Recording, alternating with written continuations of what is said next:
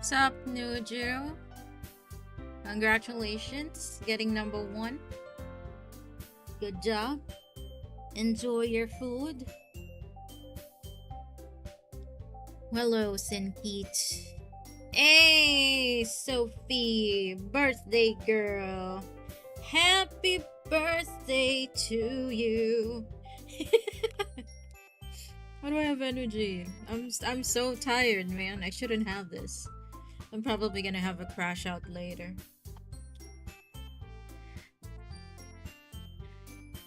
Happy birthday, Sophie. I hope that you have or had a lovely birthday.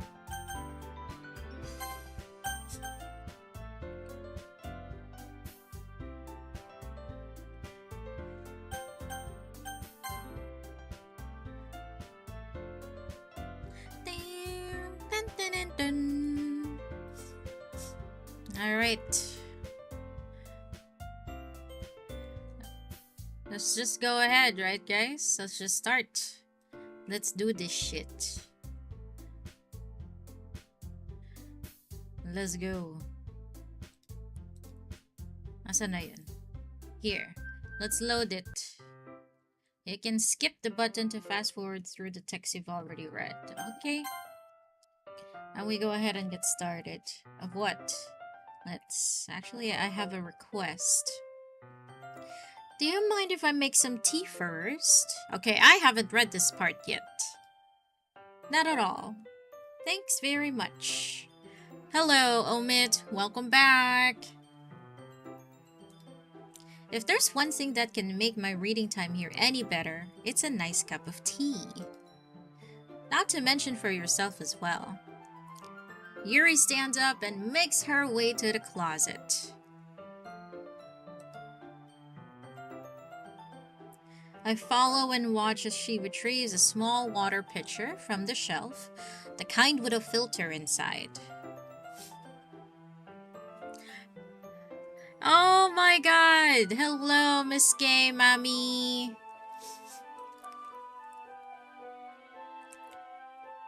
I'm okay, Pose. Just busy with stuff. Wait, did your name and your picture change or something? It's different. Is that a duck?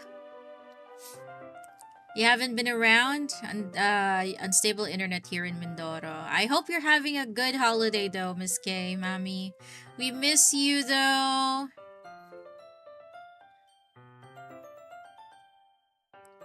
Am I feeling better, Omid? I am. Thank you so much for asking.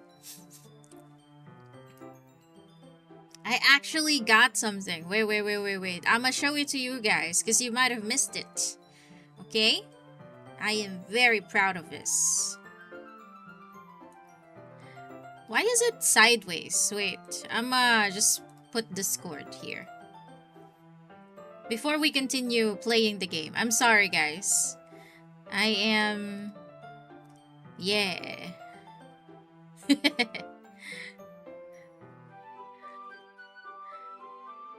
Here you go. Can you see it? Yes, you should be able to see it. I got it! I got an SSD. SSD. Salamat sa Diyos. It's 1 terabyte. Now, I don't know how... I won't have to struggle with my games. The games that I download. I can play more. And I don't have to uninstall. Keep uninstalling games. Yay! Anyway.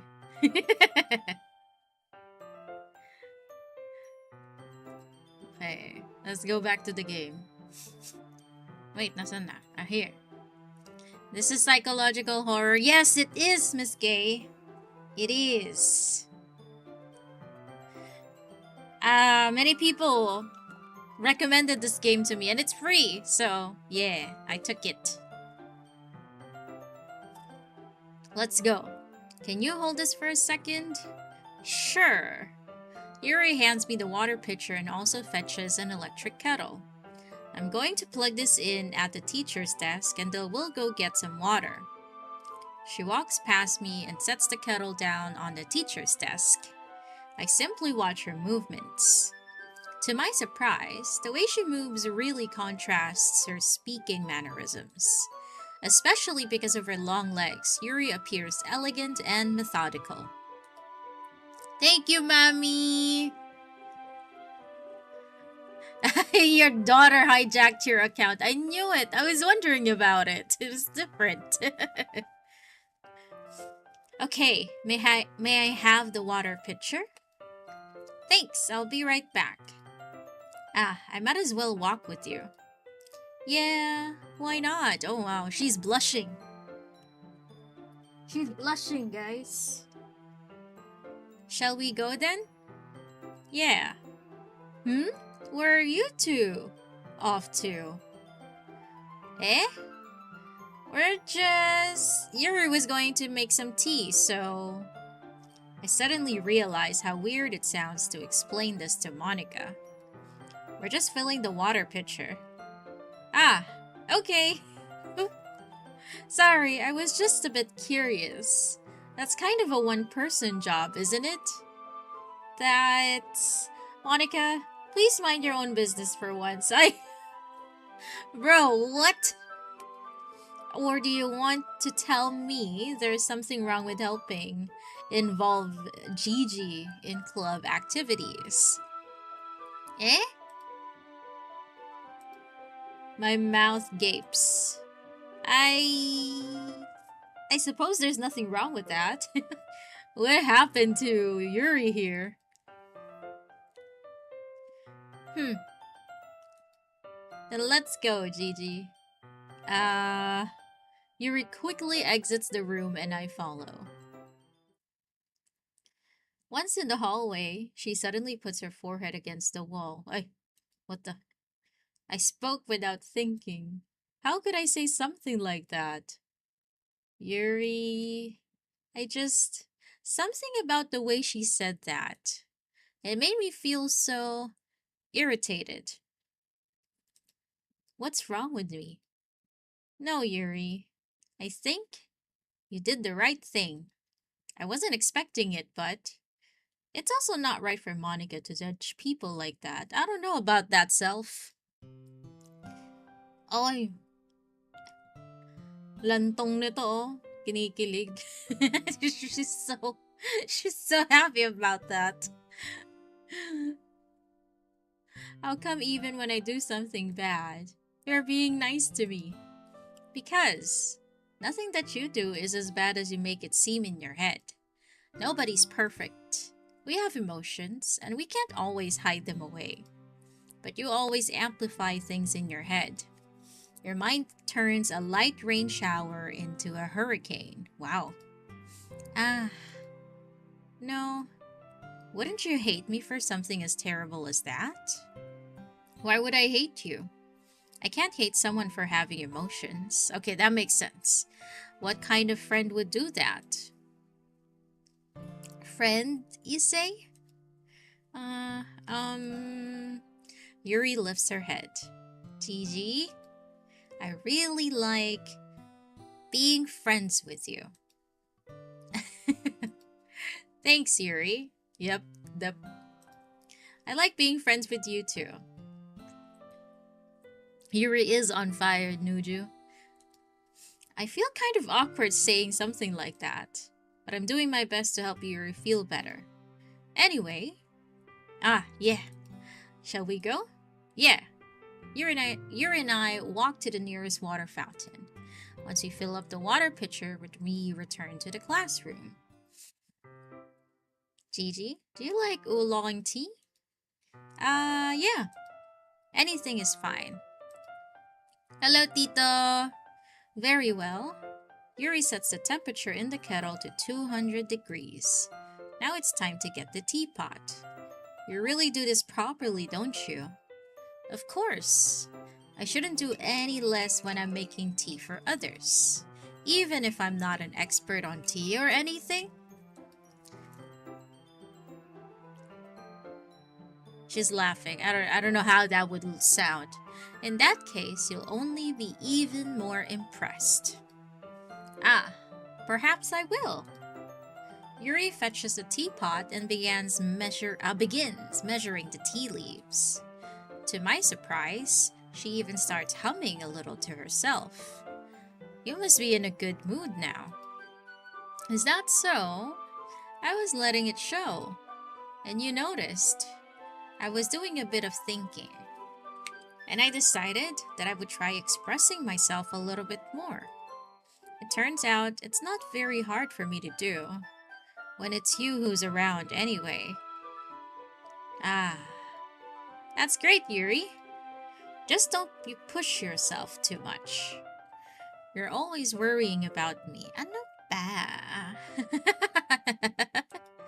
It's very endearing. That's... Yuri wasn't kidding. I don't even know if I can keep up with this. I watch Yuri pour a cup of tea for each of us. Gigi, I have another request. Do you mind if we sit on the floor today? Eh? Why's that? It's a little bit easier on my back. Oh, I can read with my back against the wall rather than bending over at my desk. Ah, sorry, I didn't realize.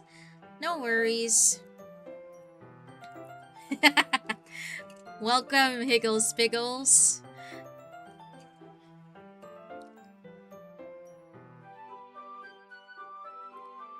I just have back pain fairly regularly, so I do my best to manage it. Wow.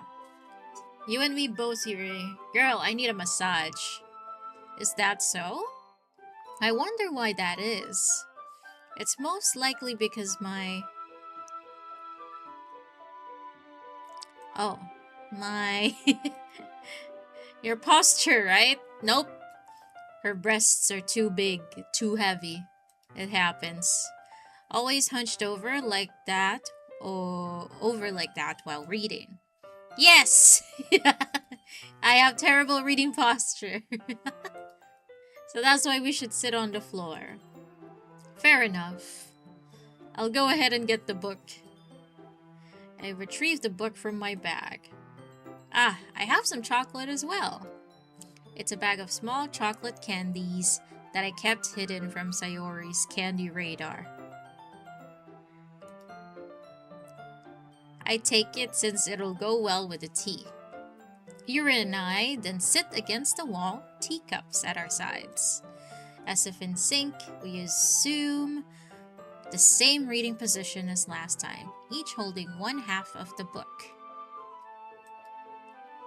Except this time, our bodies are even closer to each other. Ooh, spicy! Nuju, Gigi, X Yuri. Bro, Yuri is a baby boy for me, okay?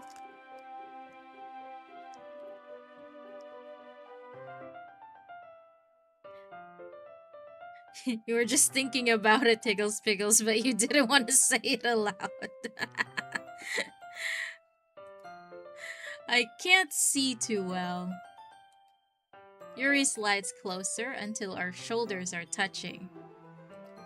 How am I supposed to focus on reading like this?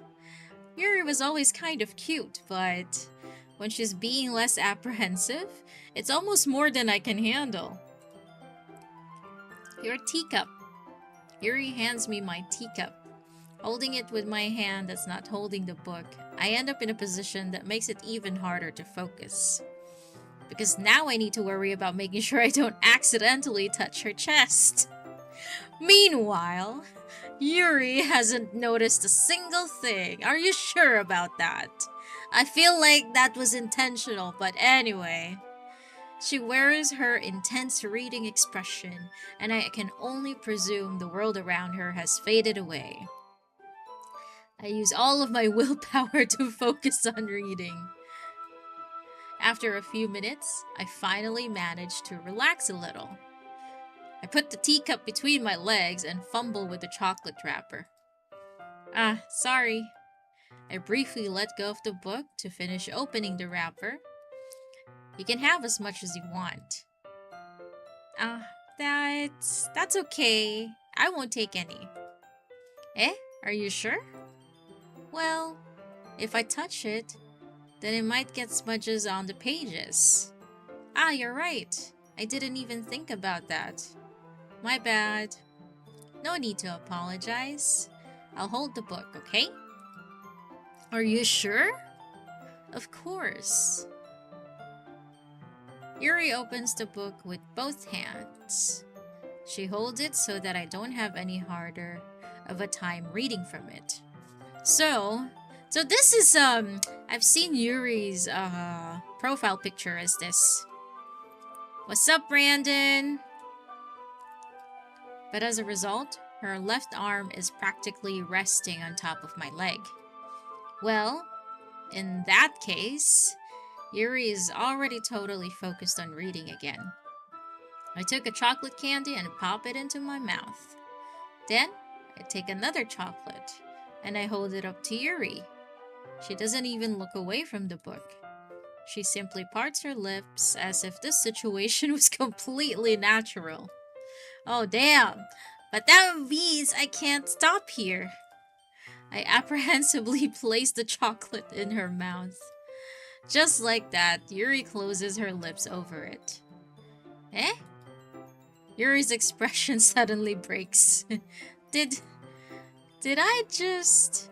Yuri looks at me like she needs to confirm what just happened. Gigi? Sorry. I guess I shouldn't have done that. Oh my god. They're so awkward. That's... Well... You were just helping. That's something that... friends do. Oh god. Oh my god. Right? I mean... Not really in this kind of context, but... Yeah. That's all it was. Yeah. Then... You don't need to stop or anything. I see. Tangina, nakakairita. This is so annoying. The flirting is crazy.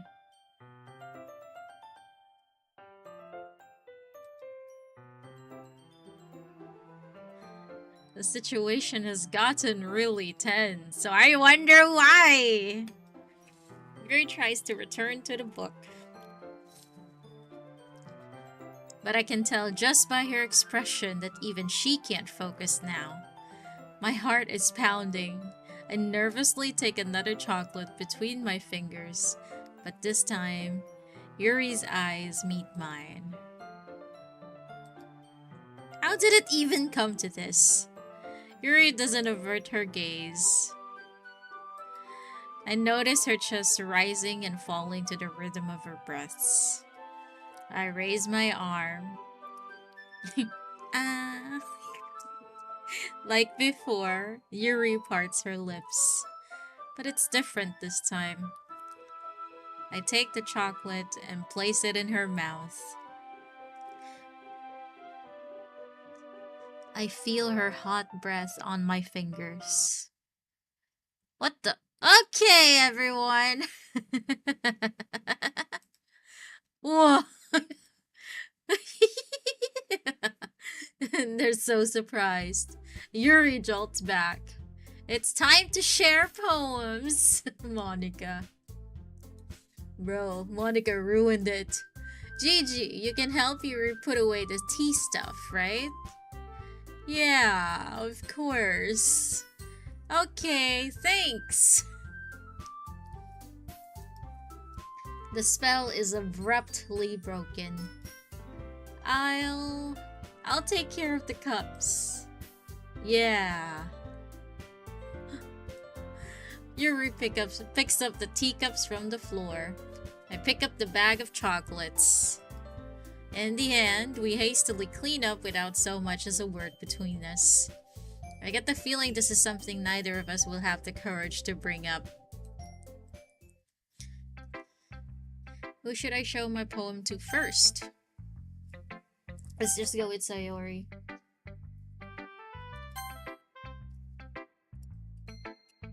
Oh, I like this one, Gigi. It has some nice feelings in it. Ah, I'm glad. Does that mean it's better than yesterday's? I don't know. I guess I like them both. That's not very helpful, you know. Well, I'm not very good at figuring out if poems are good or bad. But that's why I just go by my heart. If it makes me feel things, then it must be a good poem. I'm not sure that's exactly how it works. Then again, I guess conveying feelings is a pretty important part of this whole thing. Yeah, maybe. Honestly, I don't even know what kind of writing you like in the first place. Yeah, me neither. Ugh. Why don't you at least try giving it some thought? Aw, you want to write something for me? That's so sweet. Yeah, right. But you're always thinking about other people. You need to think about yourself once in a while. If you don't, you might end up getting hurt at some point. Eh? Well, I don't really know what you mean, but I'll try to keep it in mind. Well, whatever. Anyway, let's see. I guess I like happy poems. Wait, sometimes I like sad poems too. Sometimes a little bit of both. There's a word for that, right? What's the word I'm looking for? Bittersweet. Yeah, I like things that are happy and things that are sad. Happy and sad? I can't see you liking something sad, Sayori. Well, I like happy the most. But sometimes, when you have a little rain cloud in your head, a sad poem can help give the rain cloud a little hug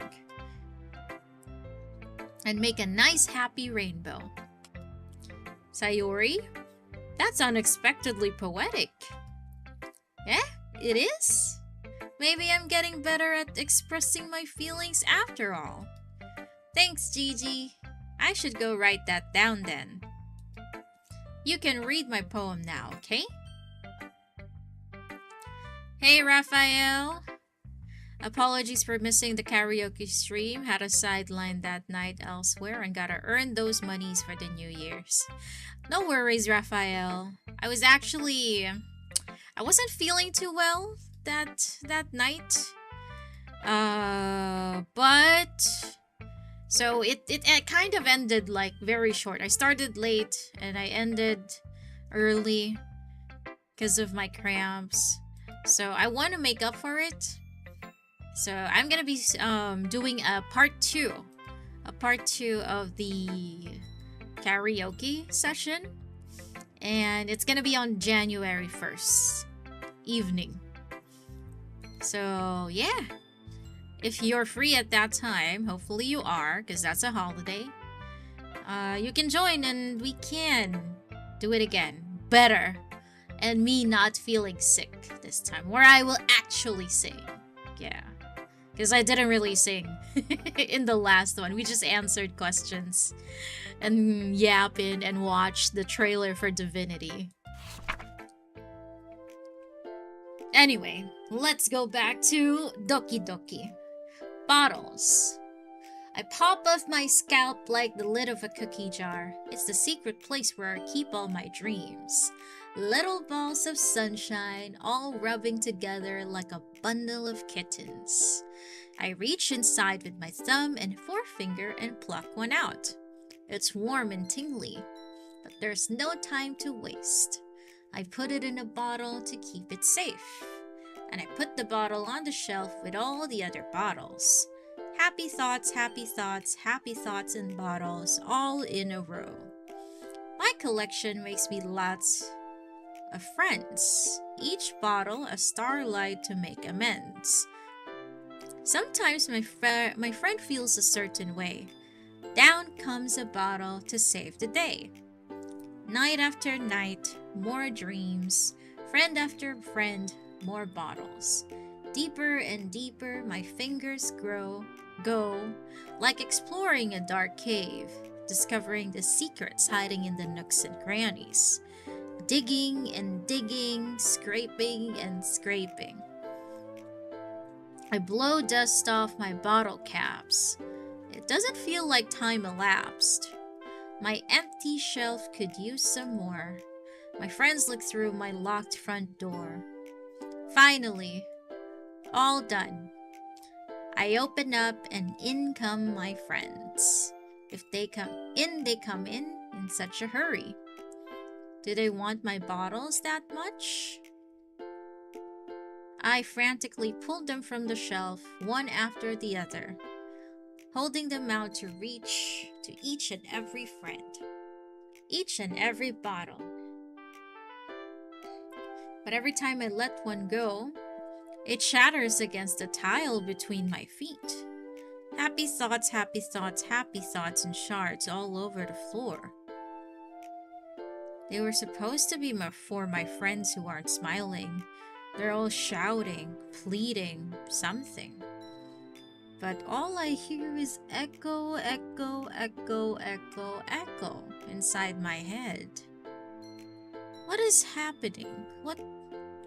This is such a different poem from yesterday.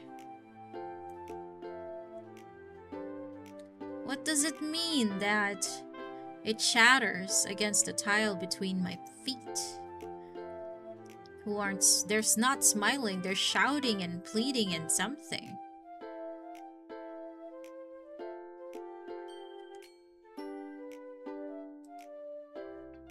Holy crap. Sayori, did you really write this? Of course I did. Didn't I tell you yesterday that I was gonna write the best poem ever? Yeah, but I mean, I didn't expect something like this coming from you. Monica taught me a whole lot, and I've been really in touch with my feelings recently. I see that. It's almost kind of creepy, I agree. Creepy? Well, not exactly. Maybe because I'm so used to you being cheerful. Well, never mind. I'm thinking too hard about it. The point is, it came out good, so you should be proud of it. Aw, thanks.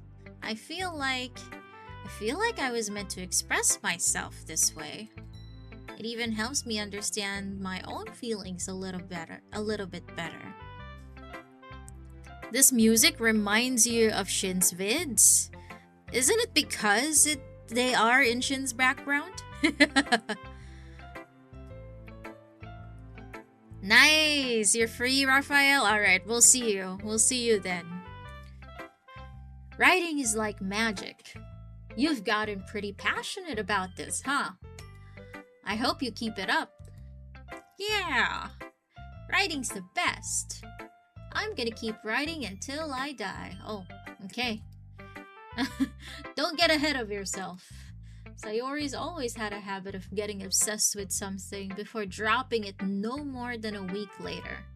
I wonder if this one is one of those times. But seeing the passion in her eyes makes it hard for me to be pessimistic.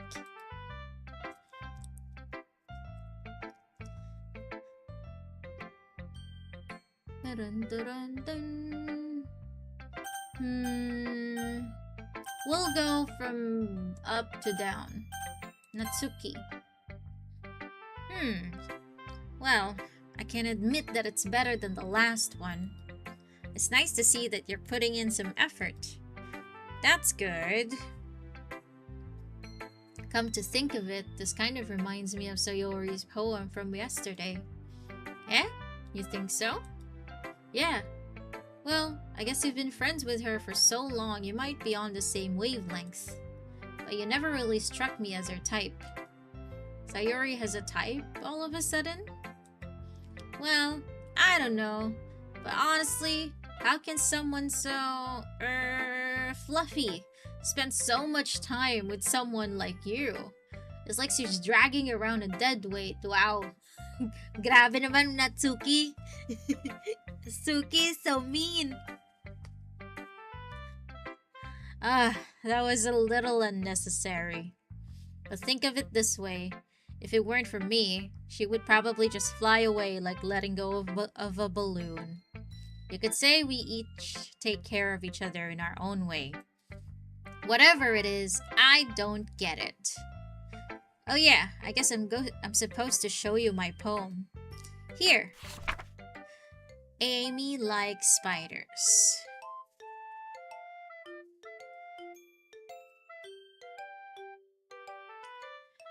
You know what I heard about Amy? Amy likes spiders. Icky, wriggly, hairy, ugly spiders. That's why I'm not friends with her. Amy has a cute singing voice. I heard her singing my favorite love song. Every time she sang the chorus, my heart would pound to the rhythm of the words. But she likes spiders. That's why I'm not friends with her. One time I hurt my leg really bad. Amy helped me up and took me to the nurse. I tried not to let her touch me. She likes spiders, so her hands are probably gross. That's why I'm not friends with her. Oh god. I feel like Natsuki really wants to be friends with Amy. Amy has a lot of friends. I always see her talking to people. She probably talks about spiders. What if her friends start to like spiders too? That's why I'm not friends with her. It doesn't matter if she has other hobbies. It doesn't matter if she keeps it private. It doesn't matter if it doesn't hurt anyone. It's gross. She's gross. The world is better off without spider lovers. And I'm gonna tell everyone. What the fuck? Those are very intense feelings, Natsuki.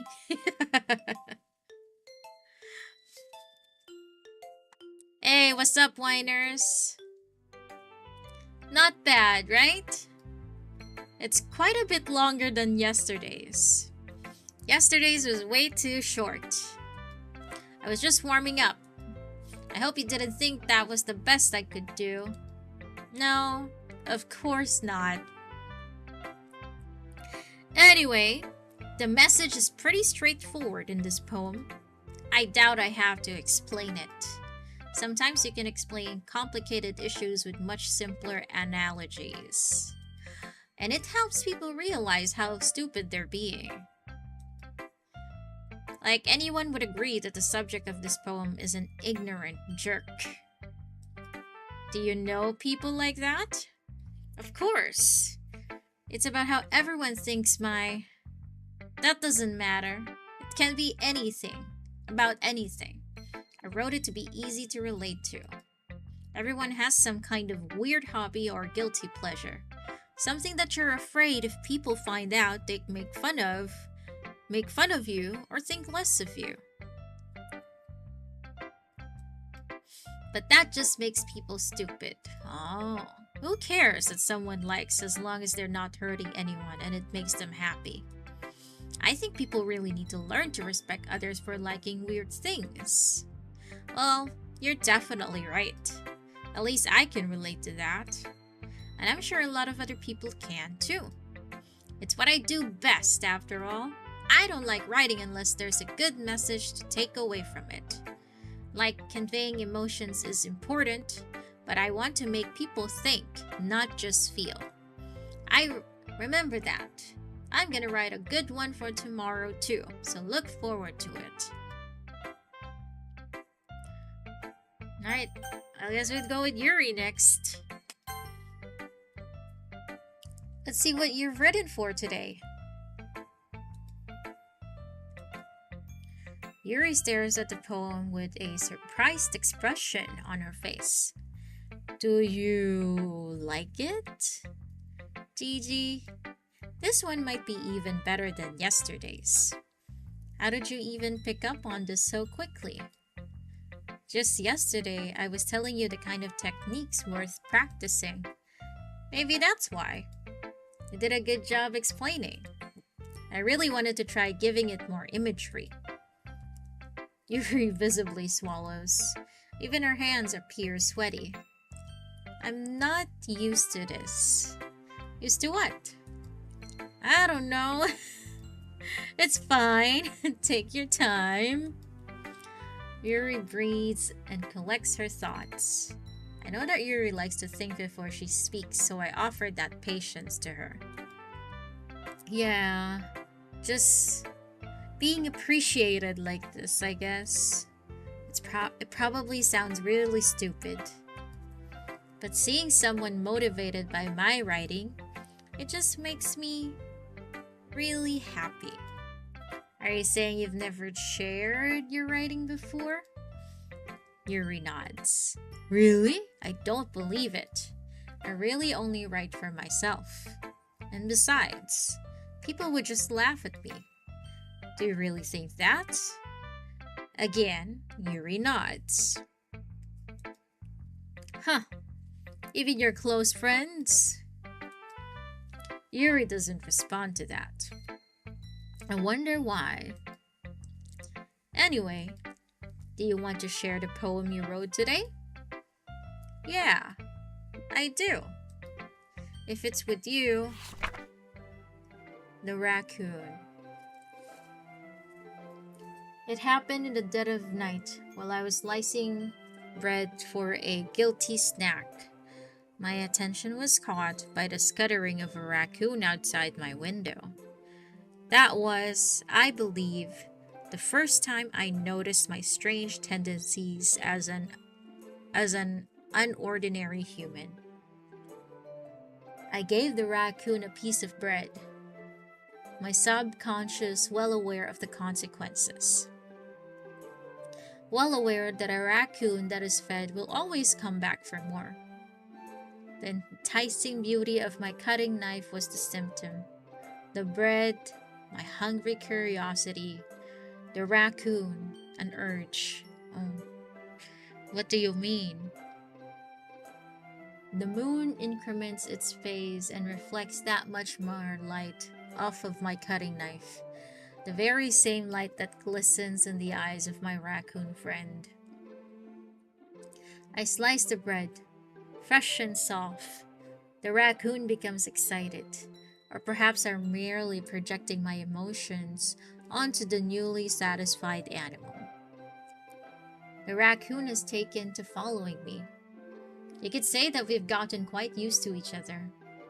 The raccoon becomes hungry more and more frequently, so my bread is always handy. Every time I brandish my cutting knife, the raccoon shows me its excitement, a rush of blood. Classic Pavlovian conditioning. I slice the bread and I feed myself again. What the hell? Okay. Everyone is getting creepy. What the fuck? I was a little more daring with this one than yesterday's. I can see that. It's a lot more metaphorical. I don't know if it's my fault, but I can't begin to imagine what this poem is about. That's right. It's a bit closer to my preferred writing style. Using the poem as canvas to express vivid imagery and conveying emotions through them. Yeah, if I take it at face value, then I can't even figure out what it's supposed to mean. Well, I think it's something that different people can relate to in their own way. I wanted to express the way it feels for me to indulge in my more unusual hobbies. It's those sort of things I'm usually forced to keep to myself. So, I sometimes enjoy writing about them. Huh, that's funny. Didn't Natsuki also write something about that? About someone being ridiculed for a strange interest? Eh? She did? Yeah. She was talking about how it doesn't matter what you're into as long as you're not hurting anybody. She's right. I mean, does she really feel that way? Yeah, Sounds like you two have that in common. Well, that's interesting. To me, she seemed like the kind of person who would make fun of my hobbies. But I suppose that's my fault for judging, isn't it? Ah, please, don't tell her I said that. Okay, they're still in a fight, it looks like. I know, right, Higgles Piggles? It sounded really morbid. Don't worry, I have no reason to. Okay. Well, thank you for sharing it with me. After all, if I hadn't learned to embrace my own weirdness, I would probably hate myself. I might be ranting a little bit now, but I'm glad that you're a good listener. You're good at a lot of things. Hey, Baldemaro! Advance Happy New Year in case you're not streaming for the countdown tomorrow. I might. I actually might stream. I'm not yet sure though. Writing, listening. There really aren't many people like you, Gigi. That's exaggerating a little bit. It's just how I feel. I never thought I would feel so comfortable sharing my writing.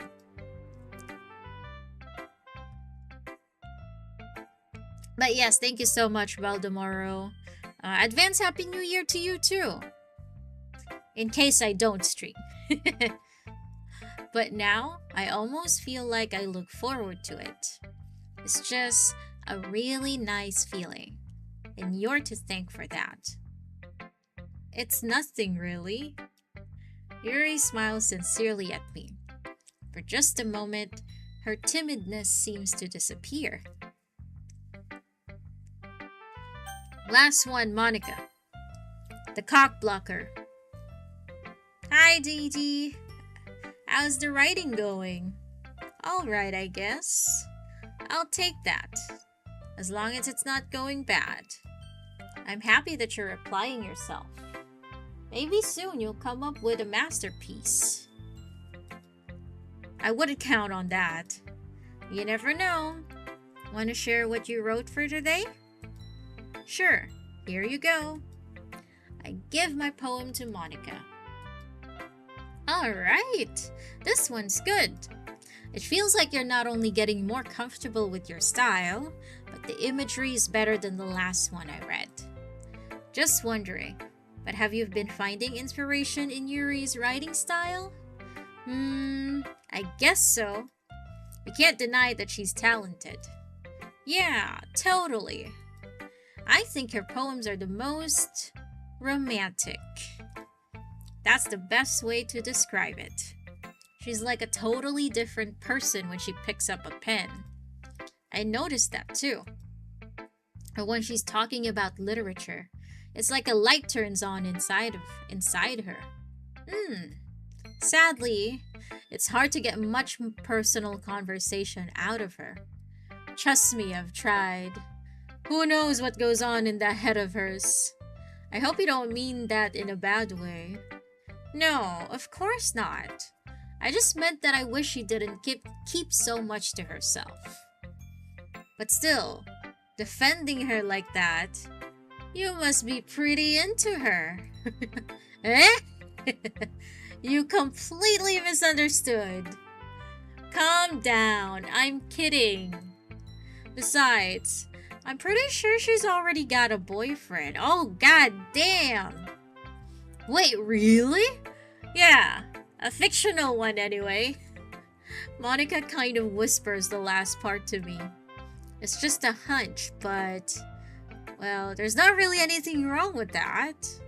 Oh, well, I know. I was just saying. But anyway, you want to read my poem now? I like the way this one turned out, so I hope you do too. Alright, let's take a look. Save me. What the? The colors, they won't stop. Bright, beautiful colors. Flashing, expanding, piercing. Red, green, blue. An endless cacophony, or cacophony of meaningless noise. The noise, it won't stop. Violent, grating waveforms, squeaking, screeching, piercing. Sine, cosine, cosine, tangent. Like playing a chalkboard on a turntable. Like playing a vinyl on a pizza crust. An endless poem of meaningless. Oh, goddamn. Load me. What the? Save me. Oh. Save me. And then you load the game. Should I? We'll save it now.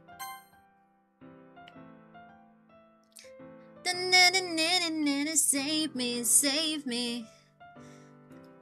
I need your love before I fall. It's even more abstract than your last one, huh?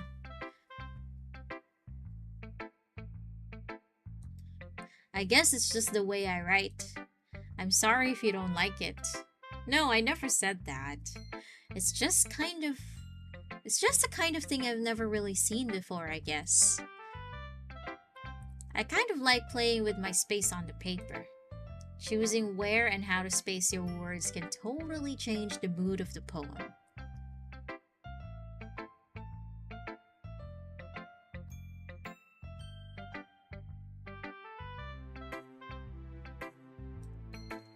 It's almost like magic. The way I wrote the lines really short makes it feel like they're trying to speak over the noise. I see. It's still hard for me to tell what this is about, though. Sometimes asking what a poem is about isn't the right question. A poem can be as abstract as a physical expression of a feeling, or a conversation with the reader. So putting it that way, not every poem is about something. Anyway, here's Monica's writing tip of the day.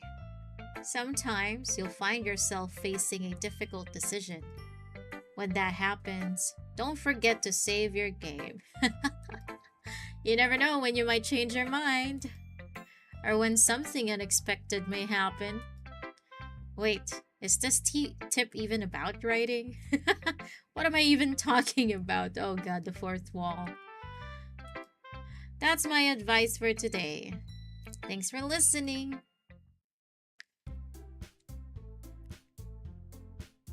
Okay, everyone. We're all done reading each other's poems, right? I have something extra planned today. So if everyone could come sit at the front of the room. Is this about the festival? Well, sort of. Do we really have to do something for the festival? I know, right, Brandon? She was talking to me. It's not like we can put together anything good in just a few days. We'll just end up embarrassing ourselves instead of getting any new members. That's a concern of mine as well. I don't really do well with last-minute preparations. Don't worry so much. We're going to keep it simple, okay? We won't need much more than a few decorations. Sayori has been working on posters, and I've designed some pamphlets we can give out during the event. Okay, that's great and all, but that doesn't tell us what we're actually going to be doing for the event. Sorry, I thought you heard about it already. We're going to be performing. Oh, god damn. What do you mean performing? Performing? Monica? Yeah, we're going to be having a poetry performance. Each of us are going to choose a poem to recite during the event. But the cool part is, we're also going to let anyone else come up and recite poems too. Sayori's putting in on all the posters in case anyone wants to prepare ahead of time. There she is. Sayori, who's been coloring a poster, holds it up for us to see. Are you kidding me, Monica? You didn't already start putting those posters up, did you? Eh? Well, I did. You really think it's that bad of an idea? Well, no. It's not a bad idea. But I didn't sign up for this, you know.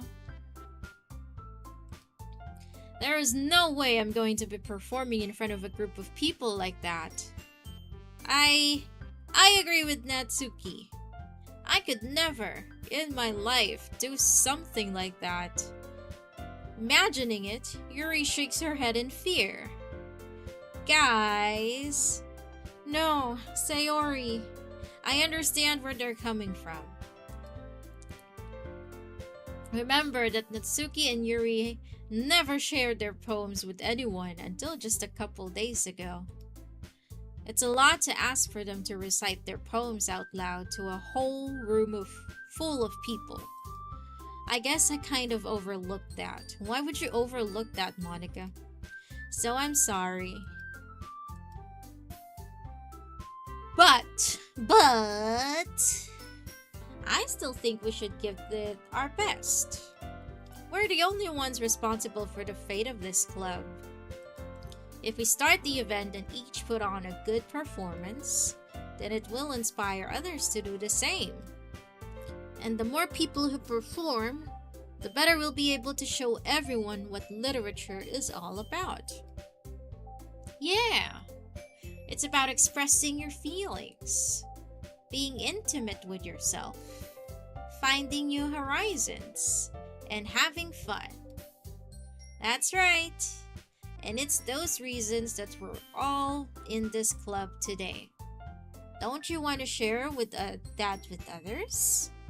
To inspire them to find the same feeling that brought you here in the first place? I know you do. I know we all do.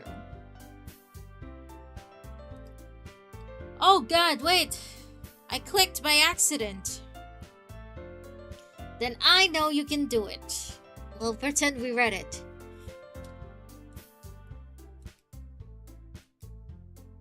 Natsuki and Yuri remain silent. Sayori looks worried. I guess that leaves me no choice. I agree. I don't think it's too much to ask. I think that Sayori and Monica have been trying really hard to get new members. The least we can do is help them out a little bit. Well, maybe, but it looks like Natsuki doesn't have any arguments left. Okay, fine. I guess I'll just have to get it over with. Alright. Phew. Thanks, Natsuki. What about you, Yuri? Yuri dejectedly glances around at everyone else's expectant faces. I guess I don't really have a choice. That's everyone.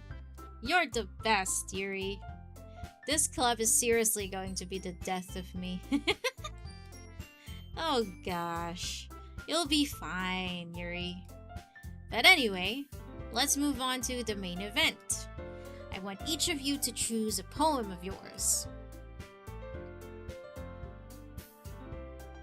We're going to practice reciting them in front of each other. No way! Monica! This is too sudden. Well, if you can't recite your poem in front of the club, how do you expect to do it in front of strangers?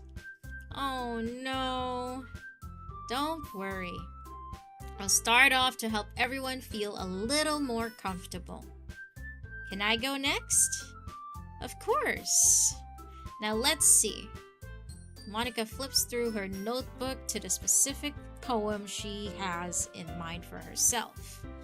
She then stands behind the podium.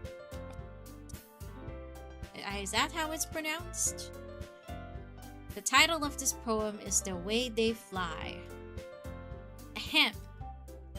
Monica begins reciting her poem. Her clear, confident voice fills the room. More than that, her inflection is pristine. She knows exactly how to apply emotion behind each line she recites, bringing the words to life. Is this something she's done before, or is she simply a natural? I glance around me. Everyone has their eyes on Monica. Sayori looks amazed. Yuri has an intense expression on her face that I don't understand. What does that mean? Finally, Monica finished the recitation. The four of us applaud. Monica takes a breath and smiles. That was so good, Monica! Thank you very much. I was just hoping to set a good example. Are you ready to go next, Sayori? I'll go next, oi. She can't be overthrown. Wow, Yuri's fired up all of a sudden. Yuri clutches a sheet of paper between her hands and stands up. Keeping her head down, she walks quickly over to the podium. This poem is called... Yuri anxiously glances at each of us. You can do it, Yuri. It's called After Image of a Crimson Eye. Yuri's voice shakes as she starts reading the poem. Just a moment ago, she practically refused to do this. Why is she suddenly putting in so much effort? As Yuri gets past the first couple of lines, her voice changes. It's almost like what happens when Yuri gets absorbed into her books. Her quivering words transform into the sharp syllables of a fierce and confident woman. Wow! The poem is full of twists and turns in its structure that she enunciates with perfect timing. This must be a rare glimpse into the whirling fire Yuri keeps concealed inside her head. Suddenly, she's finished. Everyone is stunned. Yuri snaps back into reality and glances around her as if she bewildered even herself. It's up to me to save the situation, knight in shining armor. I'm the first to start applauding. Everyone joins me afterward and we give Yuri the recognition she deserves. It's not that we didn't want to applaud for her, but we were caught so off guard that we must have forgotten. As we applaud, Yuri holds the poem to her chest and rushes back into her seat. Yuri, that was really good. She's really good. Thank you for sharing. Looks like Yuri is down for the count. Okay, I guess I'm next then. Sayori hops out of her chair and cheerfully walks to the podium. I don't know. This one is called My Meadow. Sorry, I giggled. Sayori, it's a lot harder than I thought. How did you guys do it so easily? I try not to think of it like you're reciting to other people. Imagine you're reciting it to yourself, like in front of a mirror, or in your own head. It's your poem, so it'll come out the best that way. I see. Okay then. Sayori begins her poem. Somehow, it feels like her soft voice was made as a perfect match. The poem isn't aimlessly cheery like Sayori. It's serene and bittersweet. If I were to read this on paper, I probably wouldn't think much of it. but hearing it come from Sayori's voice almost gives it a whole new meaning. Maybe this is what Sayori meant when she said that she likes my poems. It's like I get to reach more deeply into something I thought I knew through and through. Sayori finishes and we applaud. I did it! Good job, Sayori. Even Gigi liked it. Wow. Does my character trash talk Sayori that much? I guess that's a good sign. What does that even mean? It came out nicely, Sayori. The atmosphere of the poem fits you really nicely. Is it cheery? But it might be the other poems wouldn't work quite as well with this kind of delivery. Eh? I don't really understand. In other words, I've seen poems of yours where that sort of gentle delivery wouldn't work as well. They might need a little more force behind them, depending on what you're reading. Oh, I know what you mean. Well, I've been practicing that kind of thing. It's just embarrassing to do in front of everyone. The next time, I'm going to make you pick a poem that challenges you a little more. You don't have much time before the festival, you know? Okay! Now, who's next? Natsuki? Don't make me go before Gigi. It's not like I can compare to you guys anyway. Might as well let Gigi lower everyone's standards a little before I have to do it. Natsuki, it's fine, it's fine. I might as well get it over with. But it's not like I have much of a selection of what to read. I'll just have to go with what I wrote for today. I stand up and step in front of the podium. Everyone has their eyes on me, making me feel terribly awkward. I recite my poem. Since I'm not exactly confident in my own writing, it's hard to put energy into it. Despite that, once I finish, I will receive applause anyway. Sorry, I'm not really as good as everyone else. Don't worry about it so much. I think it's less about your abilities and more about your lack of confidence in your writing. That's something that'll improve over time, though. Yeah, maybe. Alright then. That just leaves you, Natsuki. Yeah, I'm going. Natsuki begrudgingly gets out of her seat and makes her way to the podium. This poem is called... Why are you all looking at me? I mean, why not? Because you're presenting. Anyway, the poem is called Jump. Natsuki takes a breath. When she starts reciting the poem, her sour attitude disappears a little. While she's still a little unenthused, her poem has a rhythm and rhyme to it. It's Natsuki's trademark style, and it works surprisingly well when spoken aloud. The words feel like they bounce up and down, as if giving life to the poem.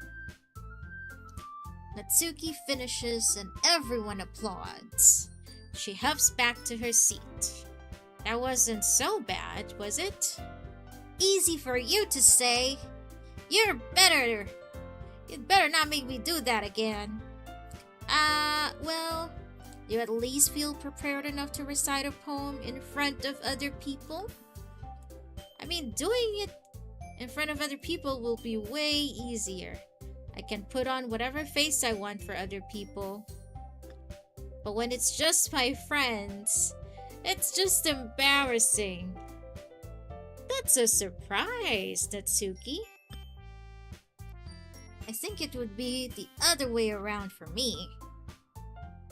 Well, that's just how it is, so... Well, I guess in that case, you won't have much time to worry about the festival. Have much to worry. Okay. That said, I want to thank everyone for coming today, coming through.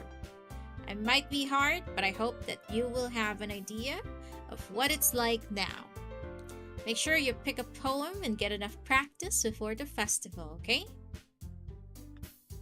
I'll be making pamphlets, so let me know ahead of time what you'll be reciting. Hey Tyler, you're sorry for looking at me? You can't even see me. Or are you talking about my channel? Geez, I should probably find some other poem to recite instead. That's fine too. Doesn't have to be your own. I'm already pleasantly surprised that you're putting in all this effort for the club. It makes me really happy. Ay, naglalandian pa rin. Ah, yeah, no problem. Okay, everyone. I think that's about it for today. I know the festival is coming up, but let's try to write poems for tomorrow as well.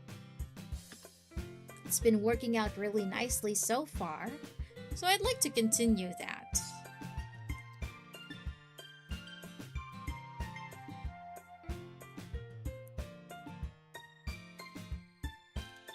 As for the festival, we'll finish planning tomorrow, and then we'll have the weekend to prepare. Ah, you were talking about the other girlie, the tsundere. Monday's the big day. I can't wait. I can do this. I can do this. She's chanting it. Alright. I stand up. There's no way I'll be able to find the same enthusiasm as Sayori and Monica, but I'll do my best to get through it. If it's for the sake of the club and impressing Monica, then I'll have to do my best. Wow. Ready to go? Yep.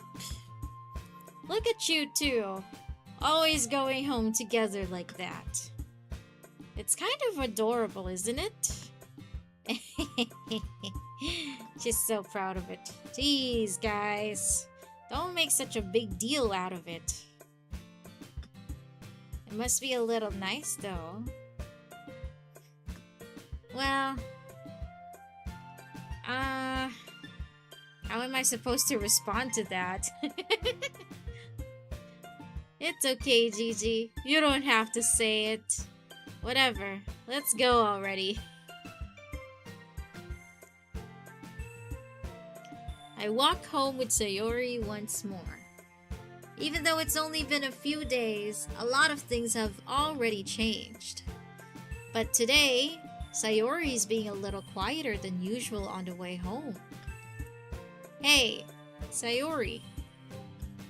Sorry, I was spacing out. Ah, no wonder. I was thinking about something from earlier. I like how we get to... Sayori fumbles with her words. So let's just say that one day, Yuri asked to walk home with you. Oh, goddamn. Huh? What would you do? What kind of question is that? You're kind of putting me on the spot here. Don't you me.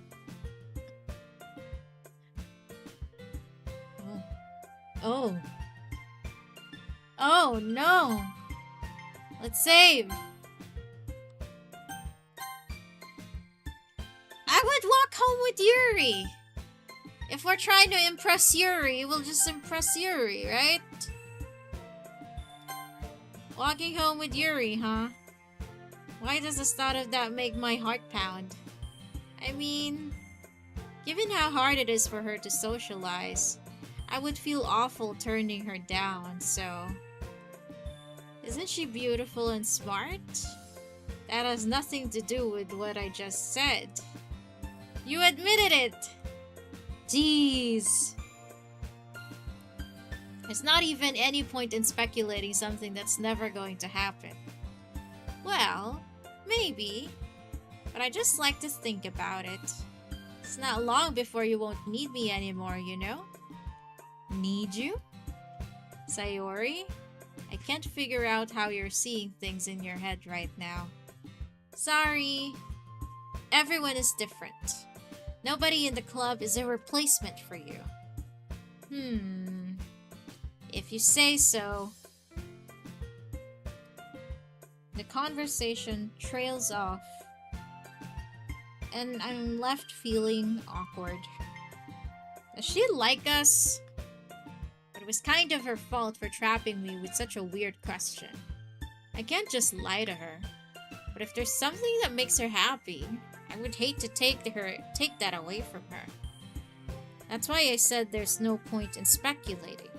Then again, the festival is only a few days away. Who knows what will happen in that time?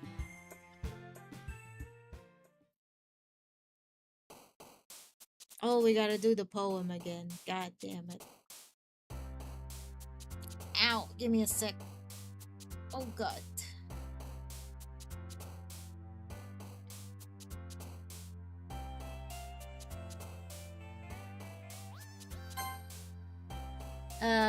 Let's think.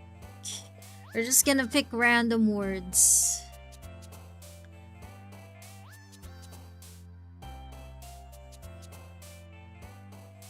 Right, go.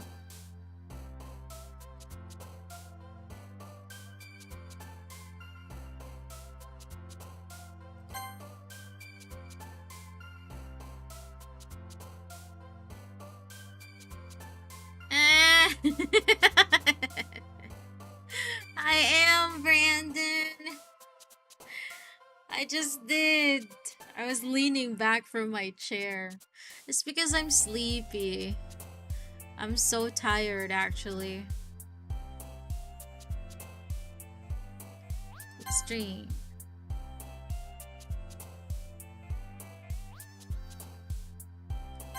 Silly. Amazing. Hi, Yuki.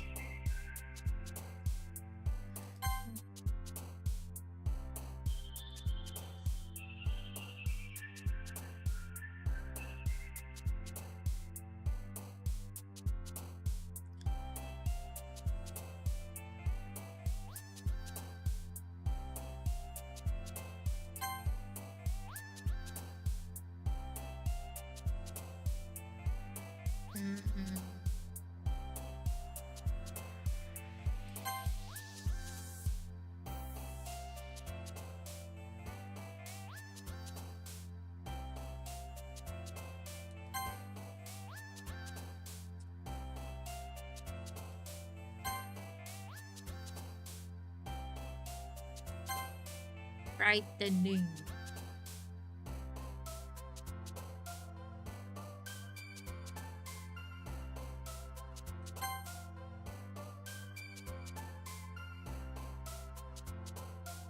Universe.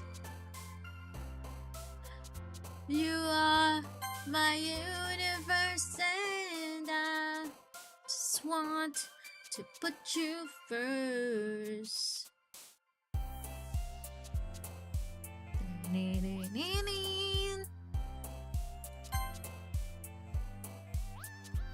Sparkle.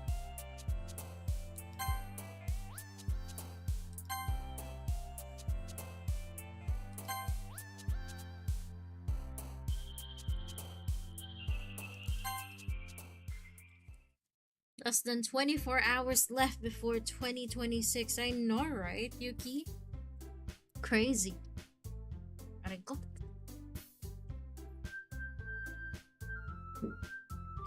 Aw, man. I'm the last one here again. Don't worry, I just walked in too. Were you practicing piano again? Yeah. You must have a lot of determination. Starting this club and now picking up piano. Well, maybe not determination, But I guess passion. Remember that the club wouldn't be here if it wasn't for all of you. Free karaoke. Yeah, that's right, Tyler. A little bit. I like to sing random times. At random times. And I'm super happy that you're all willing to help out for the festival too. I can't wait for the festival. It's gonna be great. Eh? Weren't you complaining about it just yesterday? Well, yeah. I'm not talking about our part of the festival. But it's a whole day of school where we get to play and eat all kinds of delicious food. You know what? That makes sense. You sound a little bit like Sayori all of a sudden. Monica, do they usually have fried squid? Squid? That's a pretty specific thing to look forward to. Oh, come on. Are you saying you don't like squid? Not you, of all people? Eh? I didn't say I don't like it. Besides, what do you mean by you of all people? Because it's right in your name. Monica. Eh? That's not how you say my name at all. Also, that joke makes no sense in translation. Yeah, it doesn't. Bro, Monica keeps breaking the fourth wall, man. Never mind. Let's just focus on our own event for now, okay? Fine. Your reactions aren't as fun as Yuri's or Sayori's anyway. Excuse me. Where is Sayori anyway? Ah, there you are. Sayori is sitting at a desk in the corner of the room, looking down at nothing. I walk over to her. Hey, Sayori. I wave my hand in front of her face. Eh? We're spacing out again. That's concerning. Sorry. Don't mind me.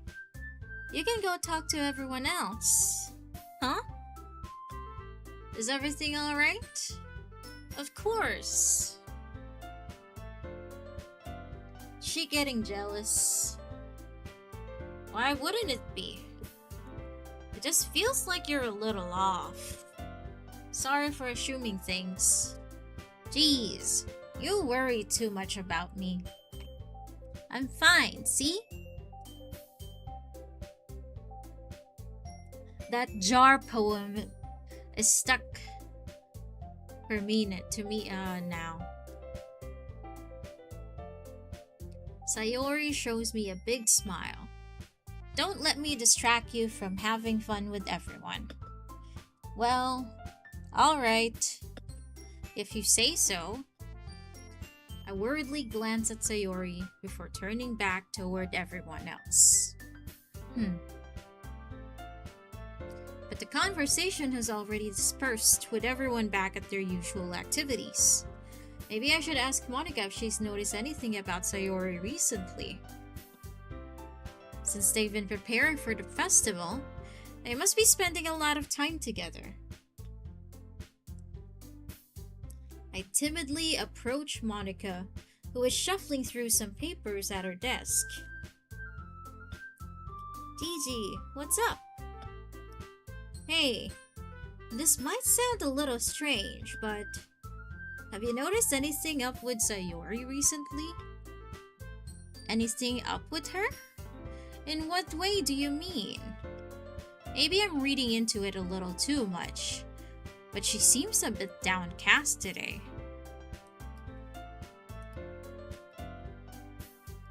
One sec.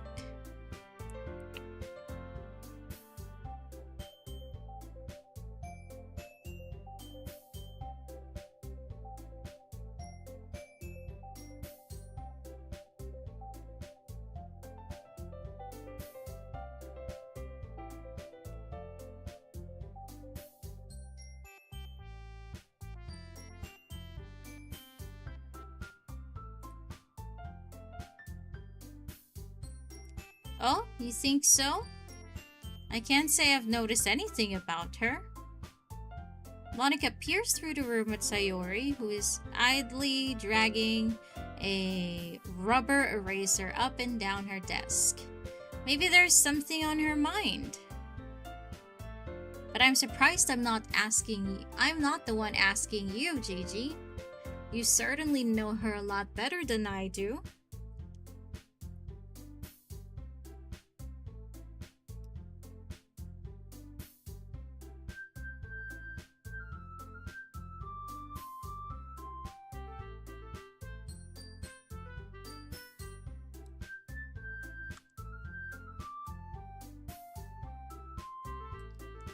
She's always talked to me about things that bothered her. Oh, okay.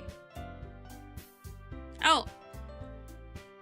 Hey, whiners. Thank you so much for being a member of the Boba Club for 9 months in a row. He said, Happy New Year's Eve, gang. Happy New Year's to you too, whiners, in advance. Yes.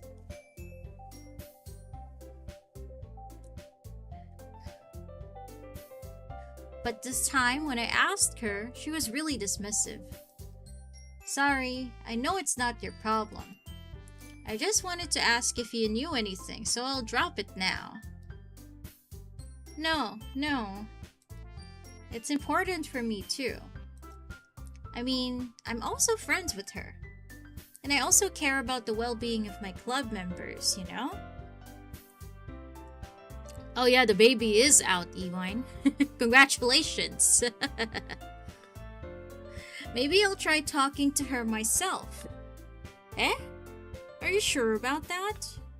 She seemed like she wanted to be left alone. Are you sure? Maybe she just has a hard time bringing it up with the person of interest. Oh.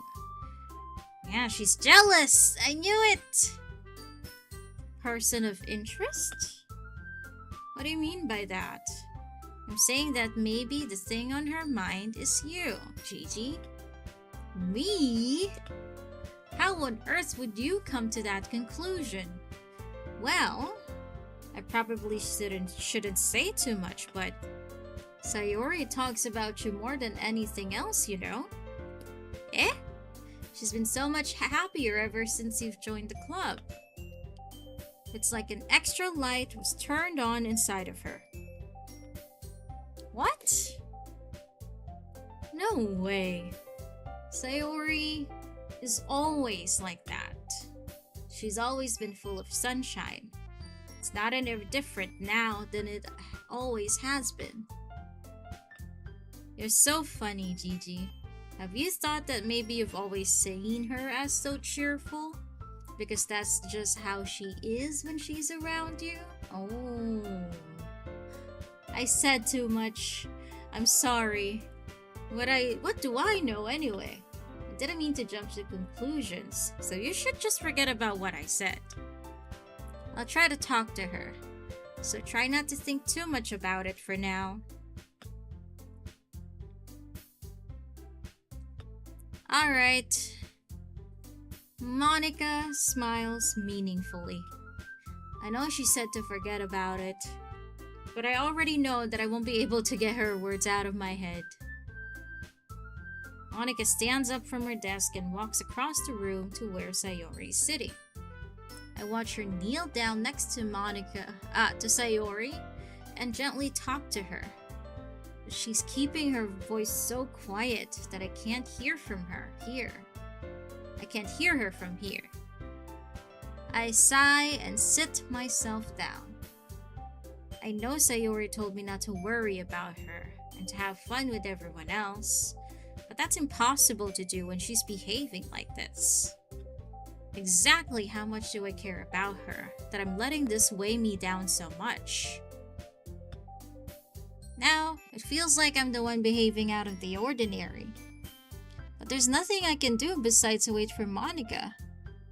Why does it feel like I'm being watched? I glance around the room. Suddenly, I notice Yuri picking peering at me from over her book. I'm sorry, guys. I'm getting tired. But she looks away just as quickly with a flustered look on her face. I realize that she won't get anywhere like this. I've never really seen Yuri approach anyone or start a conversation on her own accord. So, I have no choice but to approach her myself. By now, it's a little easier for me to do that.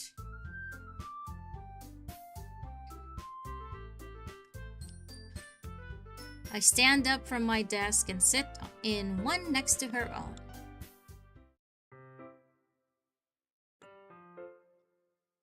I didn't mean to bother you or anything.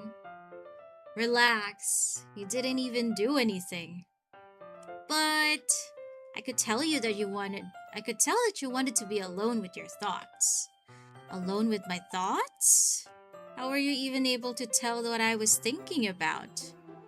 Well, it's something that I do a lot. So it wasn't hard for me to spot based on your posture and expression. Nah, not that I was staring or anything. I didn't do anything creepy like that, even though she did that. In any case, I guess you were right. I'm sorry if I caused you any concern.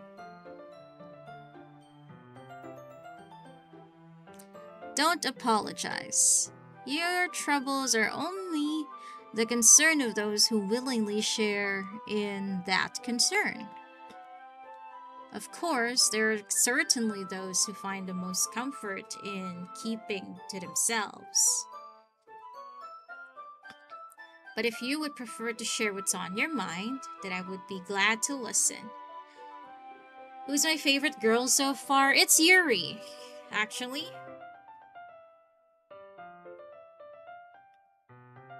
It's really not that big of a deal. I was just feeling a bit uneasy about Sayori. Sayori? Yeah, she seems a little off today. But when I asked her about it, she didn't want to admit it to me. So I can't help but wonder if something happened to her. Oh? That's quite romantic. Eh? Sorry, I didn't mean to say something stupid. It's not that. I just didn't want you to misunderstand. Oh! Sayori and I have just been friends for a long time, that's all. Ah, I see. Then perhaps it is unusual for me to be dismissive to you about her feelings. Maybe I'm just reading into it a little too much. Gigi, the world is full of meaning, often hidden deep beneath plain sight. And there are many untold mysteries behind every person, no matter how well you may know them. Wow. So you think that there might be something behind it after all? I think that Sayori is a very complex person. Her mannerisms on the outside don't always match what may be going on inside her head. And she may not always know what this means. I noticed her strange behavior today too. And I also feel some concern for her. But in your case, it looked like she was fully occupying your thoughts, wasn't she? Poise, don't be fooled, Gigi. It's a cosmic horror simulator. After the first playthrough, then it gets dark. I will try to remember that. I guess that was the case. Sayori, she really means a lot to you, doesn't she? I guess. But you don't need to put it that way. We're just good friends, that's all. Yuri suddenly looks deeply into my eyes. Oh, wow. It's a staring contest.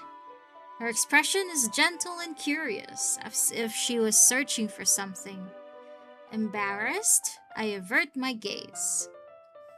Sometimes, a person's mysteries are untold even to themselves. And you, as someone honest and caring, may uncover feelings that you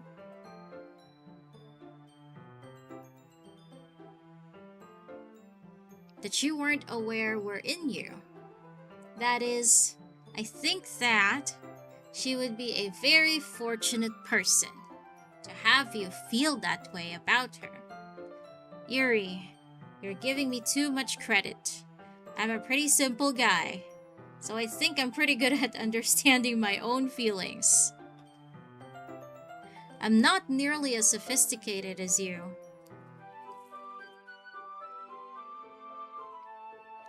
Ah, that's not a compliment, is it? It is what it is. Anyway, as long as we're here, why don't we do some reading?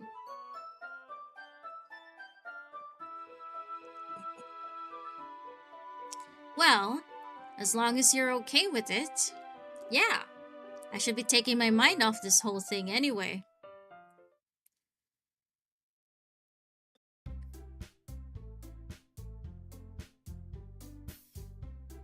Okay, everyone. After some time passes, Monty calls out to the club room.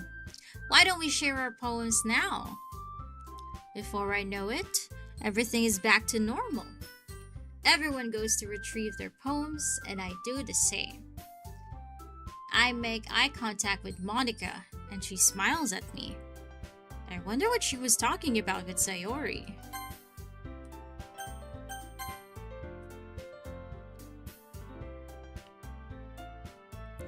Did I have my coffee? I have this cold coffee.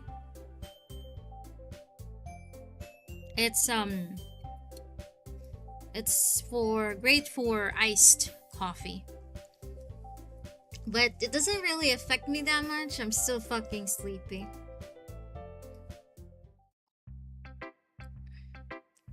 We'll go with Yuri first.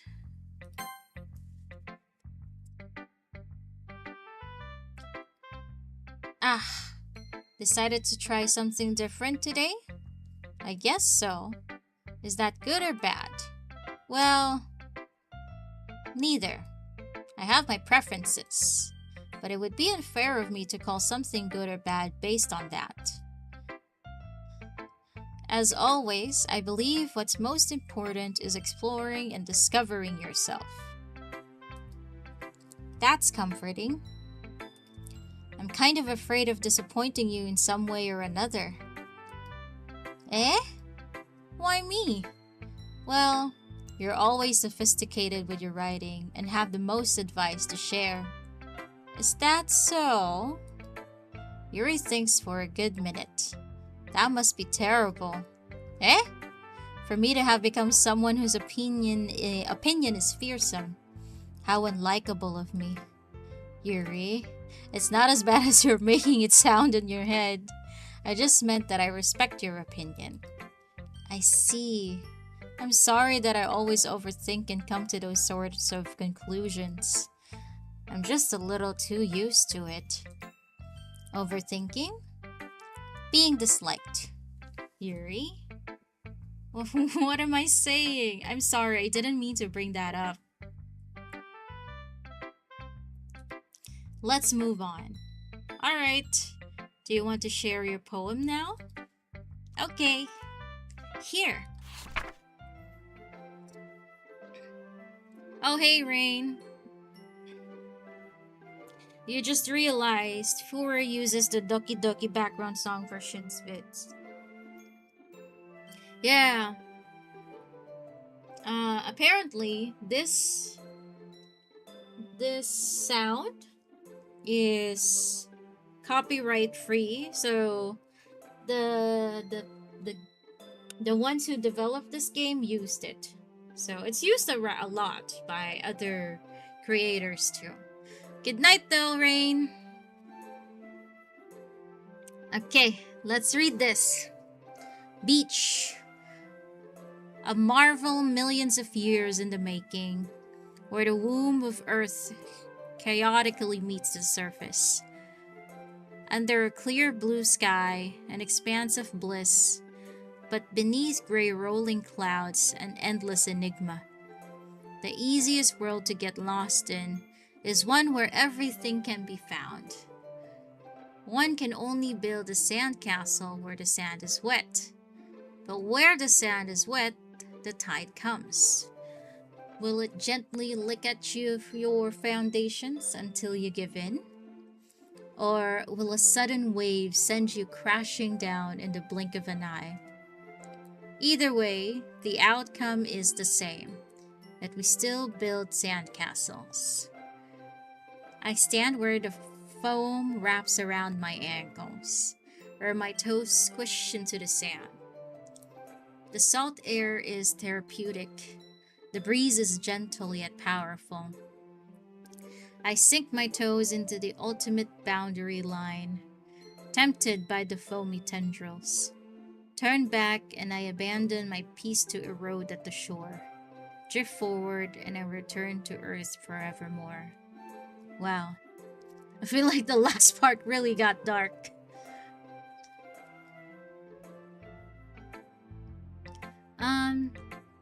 I'm aware that the beach is kind of an inane thing to write about, but I did my best to take a metaphorical approach to it. You say that like you didn't even want to write about it. Oh, you haven't heard? After yesterday, Natsuki and I, well, it was amusing that we wrote about something similar in such different ways. So Natsuki wanted us to write about the same topic as each other again. Oh, I see.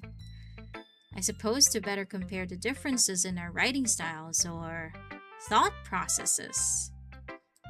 That's cool. Anyway, it was her idea. Knowing her, it's no surprise that she'd want to do something like that. She probably just wants to show off. It's not like I have a particular interest in her writing style. I just went with her request. But, well... Oh crap, I clicked. It can be refreshing, you know. It's good for me to calm my thoughts once in a while. Yeah, I think I agree. Thanks for sharing. Damn, we need to do better with the clicking for the poem if you want Yuri here.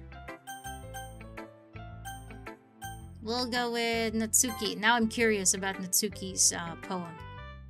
This one's alright. Alright? Well, yeah. About as good as yesterday's anyway. I see what you're going for, but it's just not really my style. I mean, that's fine. I'm mostly just glad that you're trying a little bit. Well, of course, I'm at least trying. Why are you so emotionally invested in my poems anyway? Isn't that more of a compliment to me? Eh? No, gross! It's not like I care.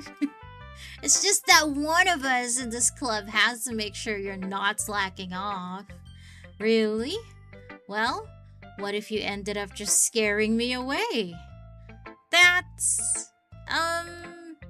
It's not like you would actually do that. Yeah, you're right. It's kind of fun to hang out here, even if I have to put up with you.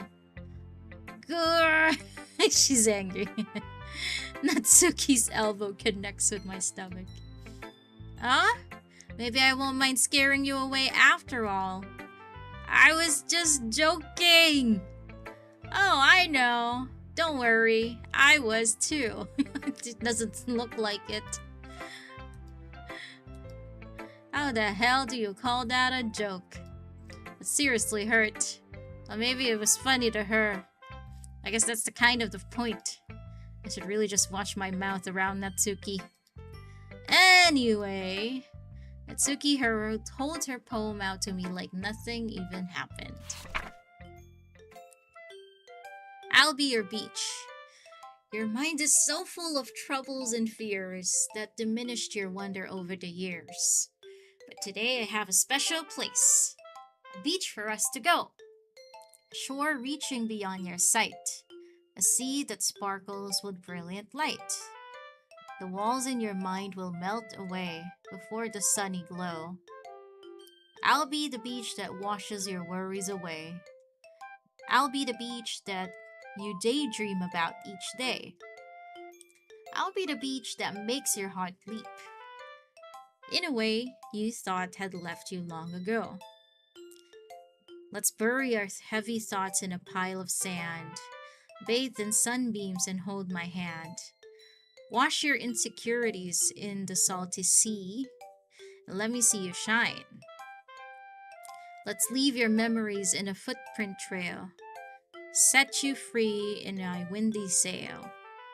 And remember the reasons you're wonderful when you press your lips to mine. I'll be the beach that washes your worries away. I'll be the beach that you daydream about each day.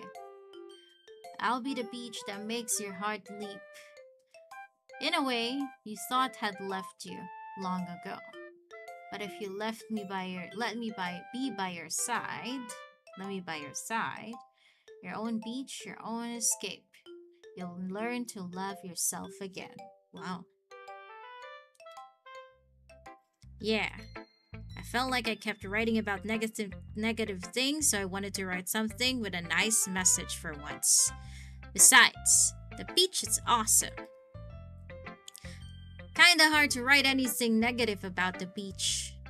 Well, Yuri's take on it was a little more solemn.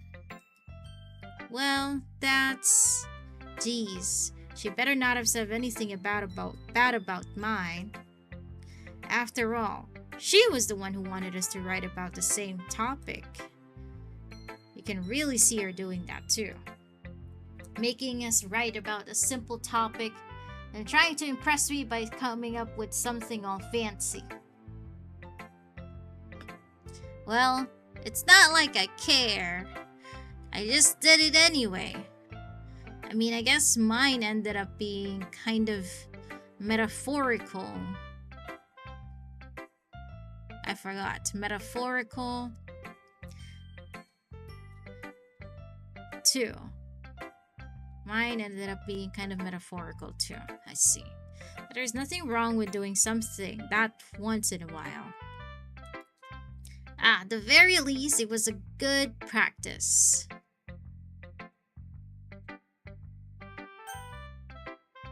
Monica. Hi, Gigi. Have you thought about what you want to submit to perform at the festival? Well, being in this club is one thing, but performing in front of a bunch of people, I'll have to give it some more thought. Okay, no pressure.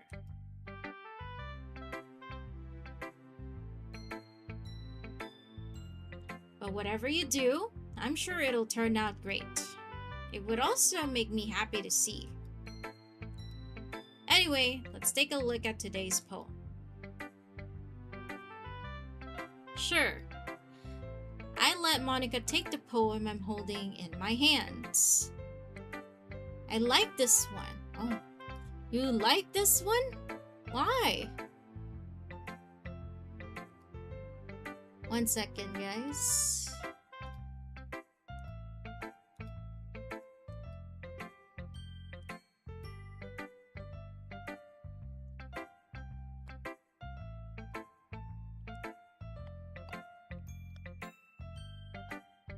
There.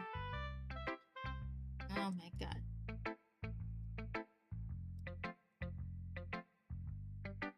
I changed the title. I think I'm gonna not play Resident Evil 2 tonight. It makes me think of something Sayori would like. Is that so? You and Sayori are really good friends, right? I wouldn't be surprised if you had those sorts of things in common. Well, we may be good friends, but Sayori and I are actually really different. Well, that may be the case. But maybe there are also some similarities that you wouldn't expect. The way she talks about you, it sounds like the two of you really care about each other's well-being. Even if you show it in different ways, it ends up being more similar than you'd think. So I think that's the kind of vibe I get when reading your poem. You sure you're not reading into it too much? I could be. Oh gosh, I sound like Yuri. But in any case, Sayori's writing has kind of a gentle feel to it. I can tell that she likes exploring with emotions, like happiness and sadness. Who knew that someone so happy would enjoy sad things too? Yeah, that's totally unexpected.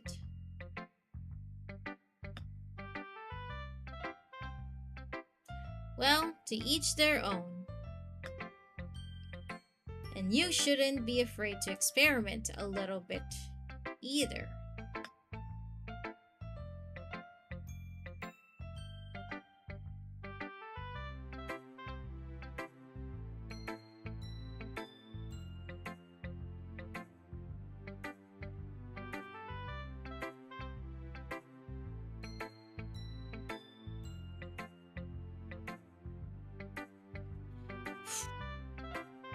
My god. Sorry. I had to check something. Alright. The lady who knows everything. What does that mean? An old tale tells of a lady who wanders Earth. The lady who knows everything. A beautiful lady who has found every answer, all meaning, all purpose, and all that was ever sought. And here I am, a feather, lost adrift the sky, victim of the currents of the wind. Hey, that last one, Brandon, I didn't. I was looking at my phone because my niece texted me. Okay. The earlier one, yes, I was. Day after day, I search. I search with little hope, knowing legends don't exist. But when all else has failed me, when all others have turned away, the legend is all that remains. The last dim star glimmering in the twilight sky. Twilight sky. Until one day, the wind ceases to blow. I fall. And I fall and fall and fall even more. Gentle as a feather. A dry quill, expressionless. But a hand catches me between the thumb and forefinger. The hand of a beautiful lady. I look at her eyes and find no end to her gaze. The lady who knows everything knows what I'm thinking. Before I can speak, she responds in a hollow voice. I have found every answer, all of which amount to nothing. There is no meaning. There is no purpose. And we seek only the impossible. Wow. I am not your legend. Your legend does not exist. And with a breath, she blows me back afloat, and I pick up a gust of wind.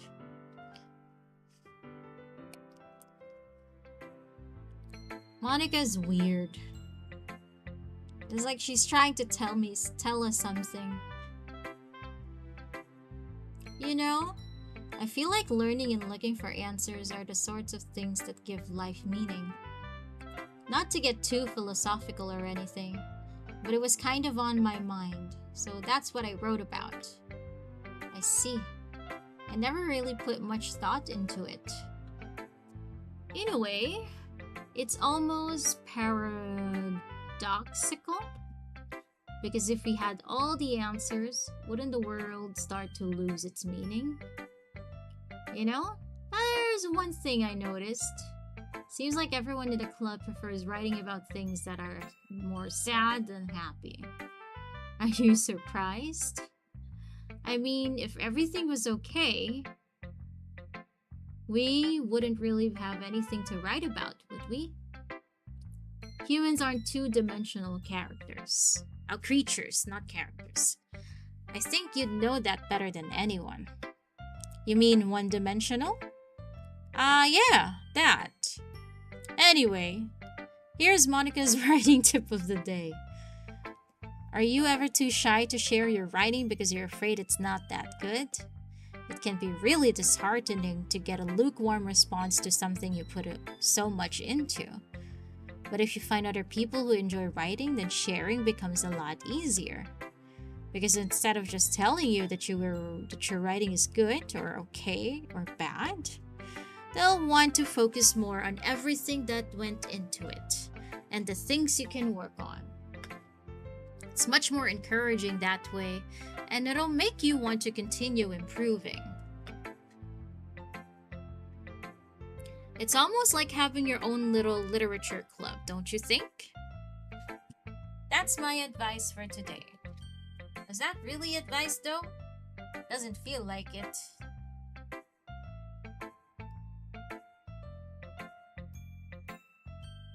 Thanks for listening. Alright, we're gonna go check on Sayori last.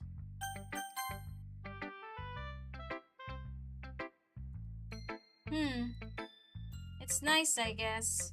What the fuck? Come on, I can already tell you don't like it. Well, you don't need to worry about what I think. After all, you wrote this for someone else, didn't you?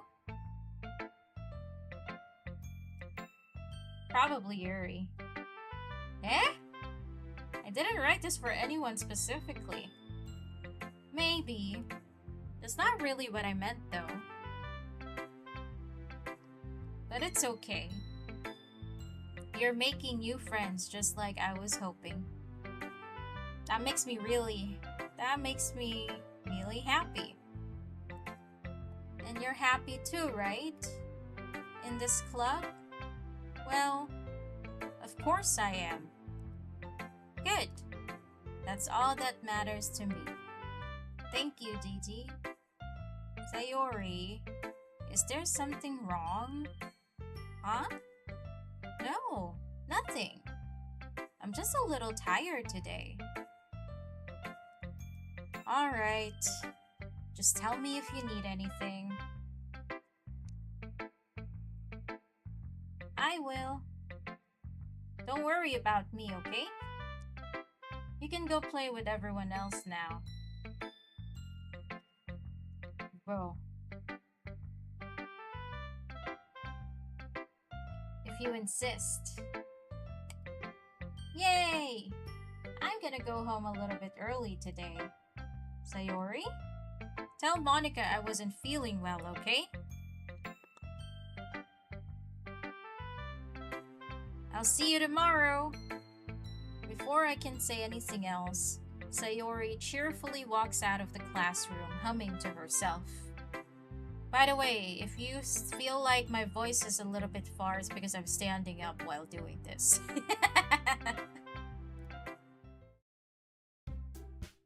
Okay, you three. We're all done sharing poems, right? Why don't we start figuring out... Hold on a second. Is it just me, or did you say something strange just now? Eh? Something did sound a bit unusual. That's right. You deviated from your usual catchphrase when addressing the club. Catchphrase? I don't have a catchphrase. Jeez, why is the mood so weird today? Look, even Yuri is immune to it.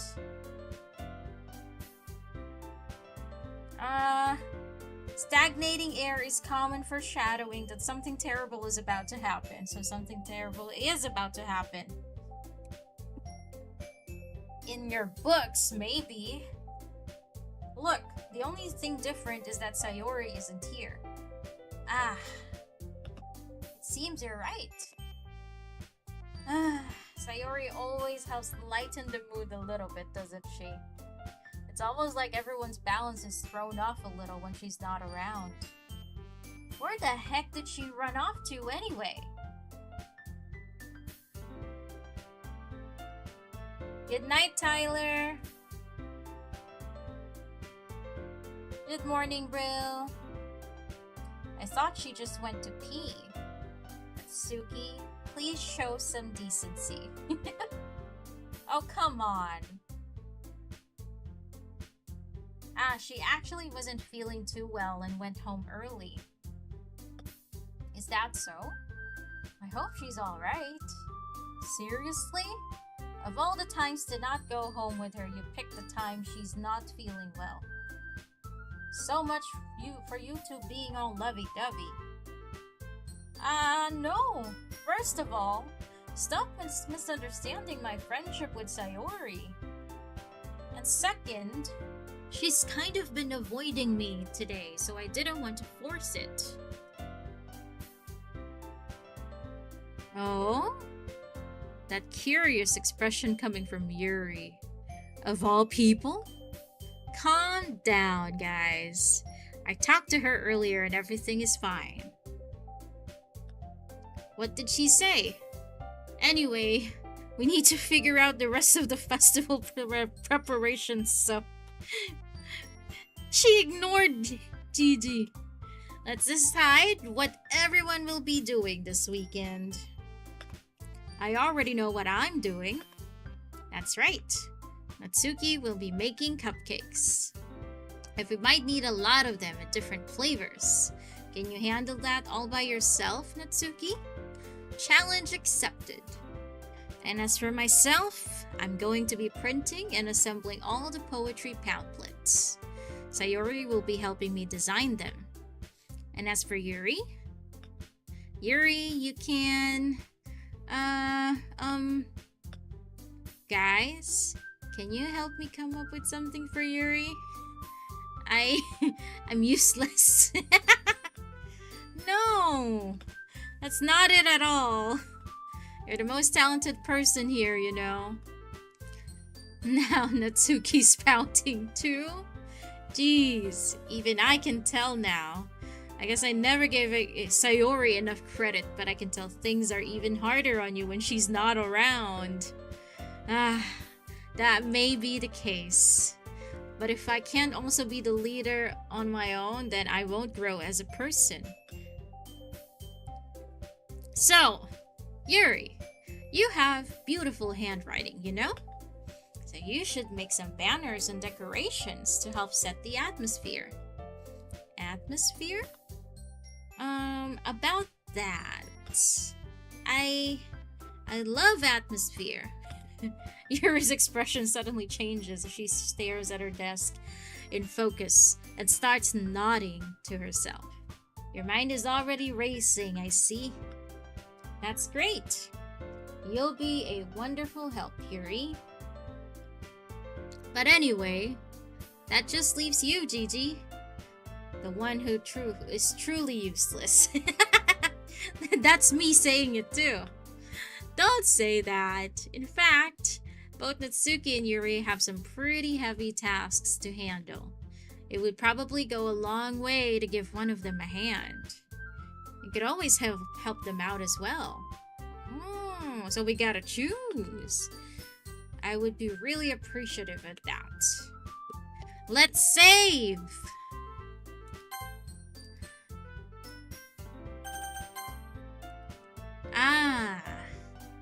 That is Monica suggesting I spend the weekend with one of my club members? How on earth are they going to respond to a suggestion like that?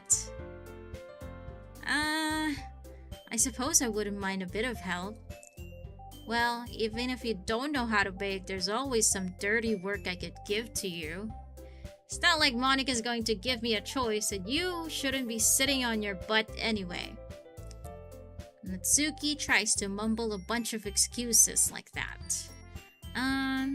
If I recall, Natsuki, you mentioned that you would like to handle the baking on your own. Gigi may not like to be around if you only make him out to be a nuisance. So therefore, he may be more suited to assisting with the decorations. Hold on, I never said that. How hard could it be to make a few decorations anyway? Sounds more like you're just making an excuses for Gigi too. What are you saying? It will be extremely meticulous work. And baking isn't? Just what do you think? Guys, let's settle down for a moment. In the end, I think it's up to Gigi to decide how he'd like to contribute. Besides, he hasn't really gotten the chance to spend any time with me yet, you know? So I'm sure he's interested in... You literally just said, I'm surprised as well. Sorry. I was just saying though. Jeez, can we just settle this already? Yeah. Gigi, you're okay with this, right? In the end, it's up to you. Yeah, I know. Of course. Very well. In that case, everyone looks straight at me. But of course, I'm going to go with...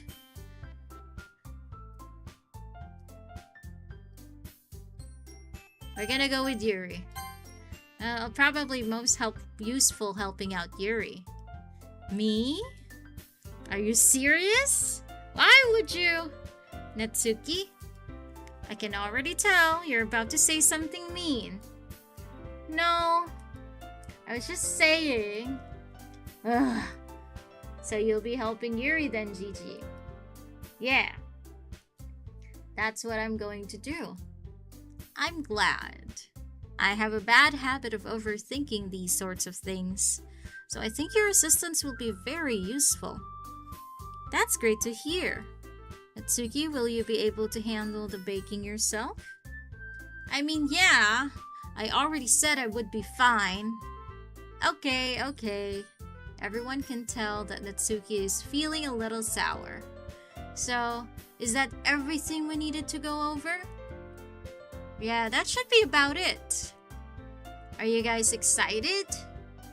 Well, excited may not be the right word.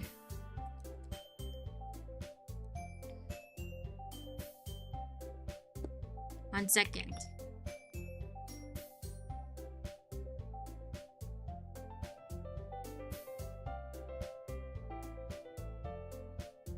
Where is my chat? There you go. But I suppose I'm looking forward to it a little bit. Do you feel the same way, Gigi? Me?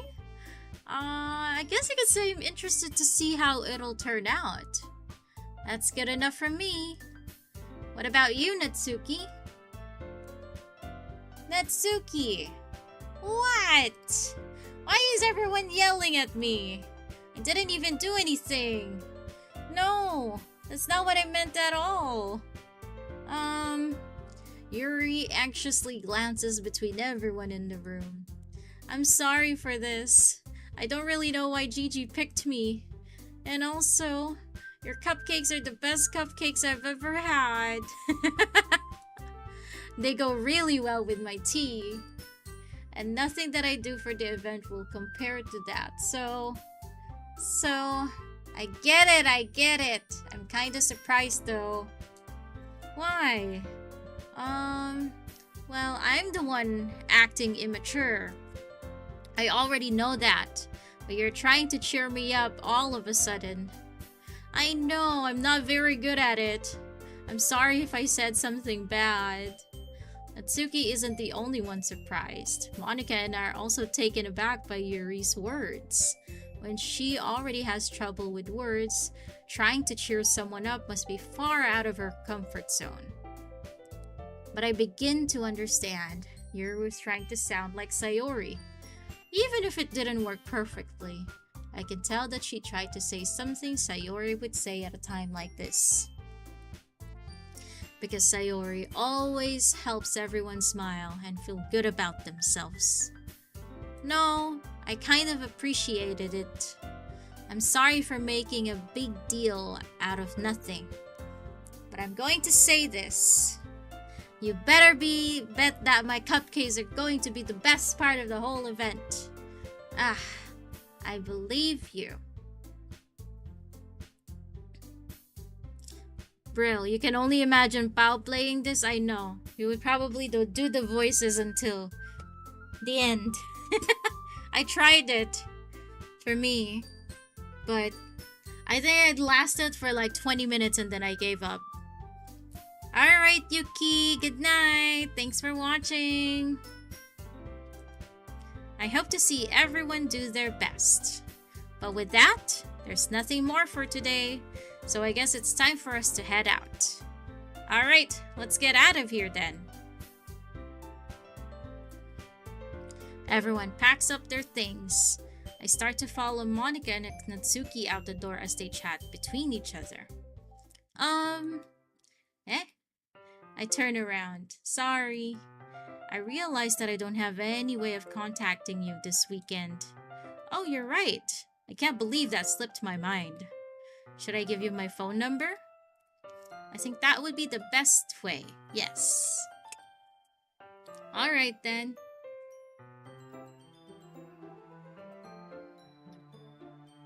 Yuri and I exchange phone numbers. Okay. Then I'll be stopping by your house on Sunday. Eh? My house? Is that a problem? No, not at all. I just thought that I would be the one going to your house since I'm the one helping you. I suppose that makes sense. But if you don't mind, I think I would prefer going to your house. Alright, in that case, it won't be a problem. Wait. I clicked outside of the game.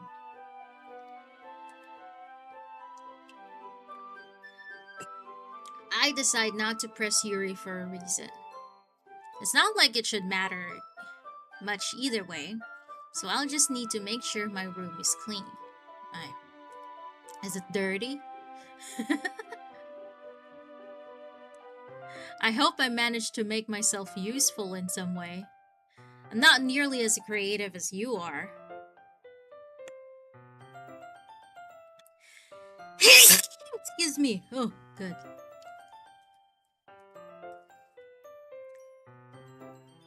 Don't underestimate yourself, Gigi. I think that will make a very productive team. Excuse me. Even if you only chose me because you felt bad or something. Wait, you don't actually think that, do you? I don't know. It's difficult to come up with any other reason you may have chosen me. You're forgetting the one reason with the most common sense. I chose to help you because that's what I want to do. But Yuri thinks to herself in an extremely tense expression. Yuri, you're overthinking this. You wanted me to point out when you're overthinking, right? Eh? I didn't realize. I'm telling you, I want to. That's all there is to it. You believe me? Yuri thinks really hard again. She looks straight into my eyes for a long while. I believe you. Thank you, Brandon.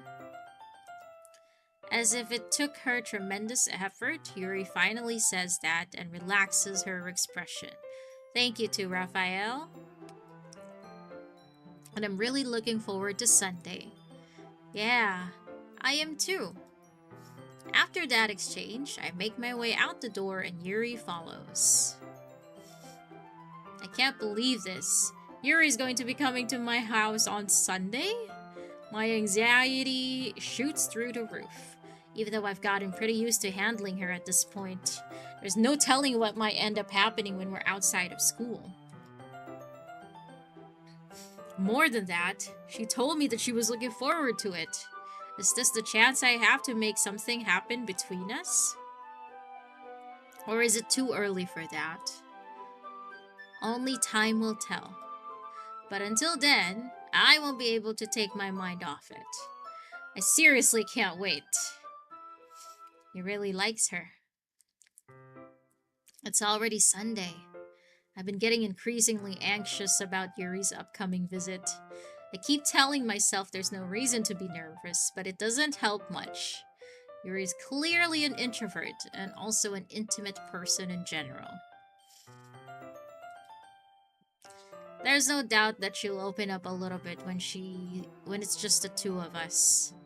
Meanwhile, we've even been texting occasionally. She was extremely apprehensive at first, but it wasn't long before I was already learning more about her.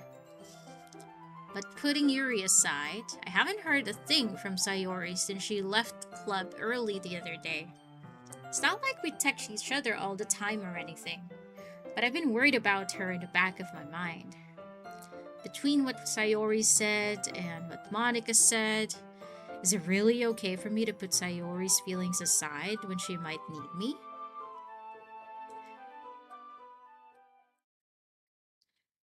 I decide to visit Sayori before Yuri comes over. Rather than asking, I simply tell her I'm coming over, much like we've done in the past. Once I reach Sayori's house, I knock on the door before entering it myself. Again, we used to play so often that we've made it a habit of simply entering each other's houses like we were family. The house is quiet. Sayori isn't anywhere on the first floor, so I assume she's up in her room. Dubu, hey yo, DDLC. I thank D for this audiobook experience. You're welcome, Dubu. It's already strange of her not to run down and greet me. I head up to her bedroom, where I finally find her. Sayori? Hi, Gigi. I sit down in her room. Sayori forces a smile, but it's easy to tell that she's different. There's a minute of silence between us. You haven't come over like this in a long time, have you? I guess you're right. It has been a long time. Not much has really changed, has it? Sayori's room is as messy as it always been. I also recognize the same stuffed animals and wall decorations that she's had for years now. If you came over more often, it wouldn't be such a mess. That's because I end up cleaning it for you. How come you suddenly wanted to come over today? Aren't you supposed to see Yuri today? Yeah, but... Wait, how did you know that? Sayori had already left by the time we decided that last meeting. Monica told me. It's only natural for her to keep me informed about the festival preparations, right? Ah, that's true. But what about you? Aren't you going to be helping Monica today? Of course, but I'm just helping her online. We didn't plan to meet up or anything. Also, it's just me and Yuri then. Yep, there's more silence between us. Sayori stares in a random direction. Everything about her behavior is really uncharacteristic. I finally get to the point. I just wanted to see how you were doing. After you left on Friday, when something's wrong, you can't hide it from me. I know you too well. Not well enough. So, Sayori smiles, shaking her head. That's no good, Gigi. Eh? Why can't it just be like it's always been? This is all my fault. If I didn't get so weak and I accidentally expressed my feelings, if I didn't make that stupid mistake, then you wouldn't have been worried about me at all. You wouldn't have come here. You wouldn't have even been thinking about me right now. But this is just my punishment, isn't it? I'm getting punished for being so selfish. I think that's why the world decided to have you come over today. It just wants to torture me. Sayori! I grab Sayori by the shoulders. What on earth are you saying? Are you listening to yourself right now? I know something happened to you. There's no other explanation for you to be like this. So tell me already. Until I know, I won't be able to stop thinking about it. Sayori gives me an empty smile. You really put me in a trap, Gigi. But you're wrong.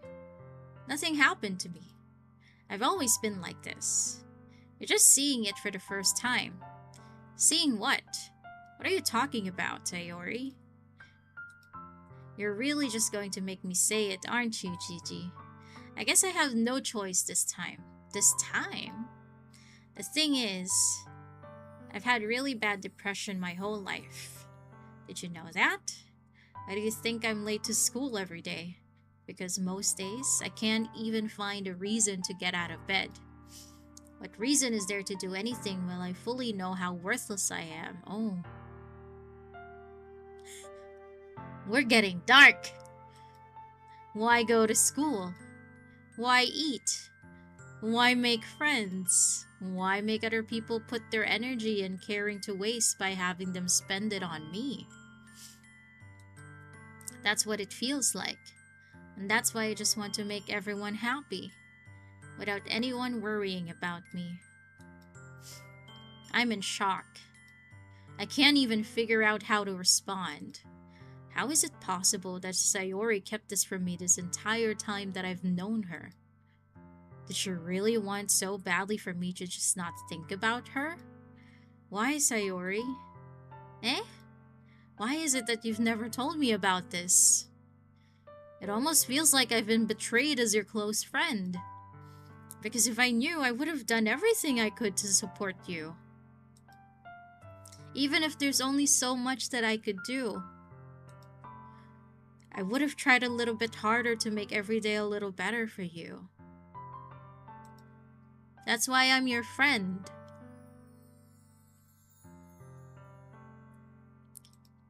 All you had to do was tell me. You don't understand at all, Gigi. Why do you think I didn't tell you? Because if I told you, then you would have to waste effort caring about me instead of doing important things. I don't want to be cared about. It's bittersweet when people try to care about me. It feels nice sometimes, but it also feels like a bat being swung against my head. Oh my god. Not the laugh.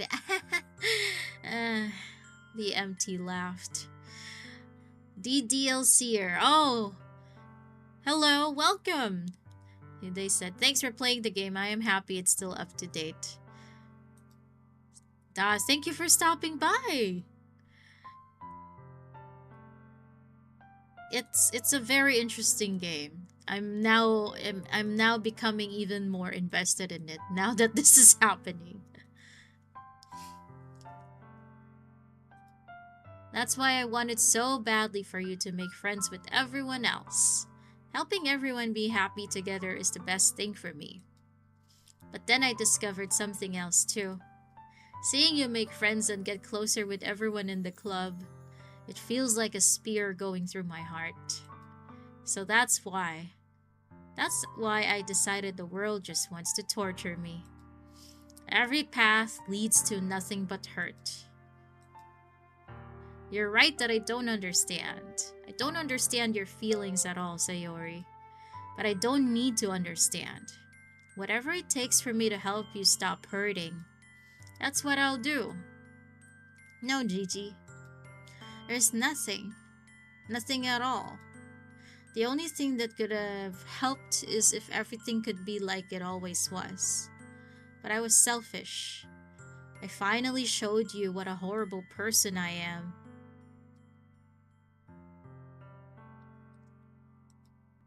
Tears streaked down Sayori's face. I made you join the literature club because I was selfish. And I was punished by my heart hurting in a way that I couldn't understand. And now you came here and I made you hurt too. Hey, Higgles Piggles, your power's out, so you gotta go? Thank you for the 2025 Happy New Year, everybody. See you next year. Take care, Higgles. It's annoying that you're gonna have a blackout. I mean, you have a blackout, but Happy New Year to you as well. Higgles Piggles. Take care. Thanks for watching.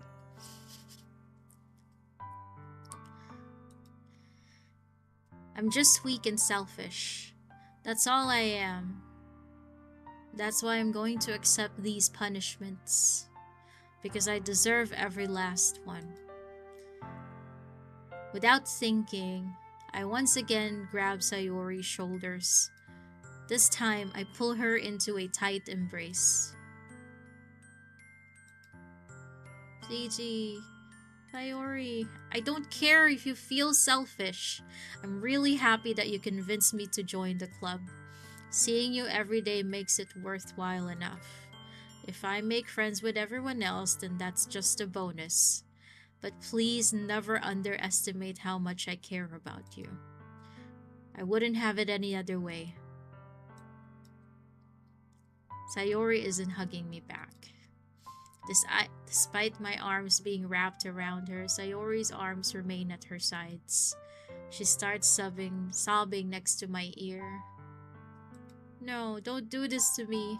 Please don't do this. Sayori barely manages to speak between her sobs. I don't know if I'm doing the right thing, but all I want is for her to know that I care. If you have it in you to call yourself selfish, then you have to let me be selfish too. No matter what it takes, I'll figure out what needs to change. I'll make these feelings go away. And if there's anything that you need me to do, then you'd better tell me. I'll get mad if you don't. I don't know. I don't know. I don't know. Gently, Sayori finally puts her arms around me in return. I don't know anything. It's all really scary. I don't understand any of my feelings. The only time I'm not feeling nothing is when I'm feeling pain. But your hugs are so warm. And that's really scary too. Sayori lets me go. As she does so, I let her go as well. The festival is tomorrow. Yeah, it's going to be fun, right? Yeah. How would you like for me to spend it all with you? It's what I want. I promise. I think that would be nice then. Yeah. Sayori wipes her eyes. If I could spend the whole day here, I would. Of all days, this has to be the one where I have other plans. Maybe I should cancel. No, don't! Please don't. If you did that, then I really wouldn't forgive you. But it's almost time for Yuri to meet me at my house. At the very least, do you want to come along and help out? It would be fun. To my surprise, Sayori shakes her head. I'm sorry. I don't know if that would be very good for me today. You understand, right? It's kind of hard for me to fully understand, but I'm trying my hardest. It's okay. Don't worry too much about it. I'll see you tomorrow, okay? Alright. I look forward to it. I say goodbye to Sayori and exit her house. On the way home, I find myself still feeling uneasy. But it's hard for me to keep thinking about it when Yuri's about to come over too. I think Sayori's right. I shouldn't be worrying too much, and we're definitely going to have a great time tomorrow. I should just focus on what's ahead of me. As I approach my house, I see something that makes me feel a moment of panic. Yuri? Thank goodness. You're a little early. I'm sorry I wasn't home yet. Were you waiting for a long time? No, I just got here. But I started to get really nervous when nobody answered the doorbell. You always could have texted me. If I had known, I would have reassured you and hurried more on my way home. I suppose that's true. I didn't think of that for some reason. It should be common sense to do that, but I decide to ignore it. Anyway, let's head inside. I see you brought a lot of stuff with you. That's right. And did you manage to find everything I asked you to buy as well? Yeah, pretty much. At least I hope I got everything right. I'm sure it will be fine. I take Yuri to my room. The first thing she does is glance around curiously, which makes me feel anxious. It's so clean. I cleaned it before you came over, so that's very considerate of you to do. No, I would be really embarrassed for my room to be a mess while you were here.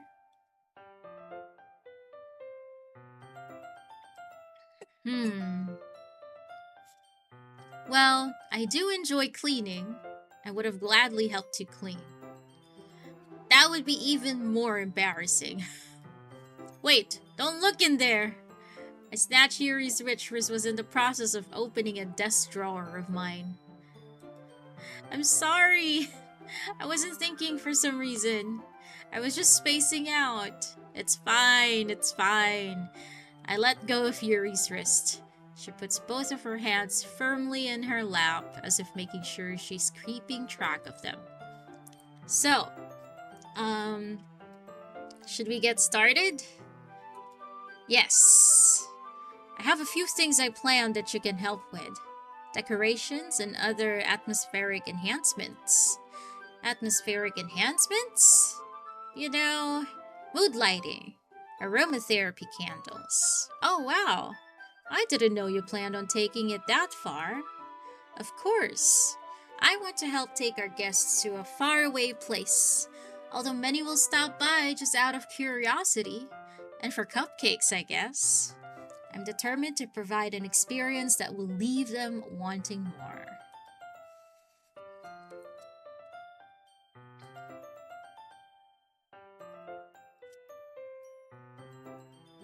That's great. It's easy to forget that you're a pretty intense person.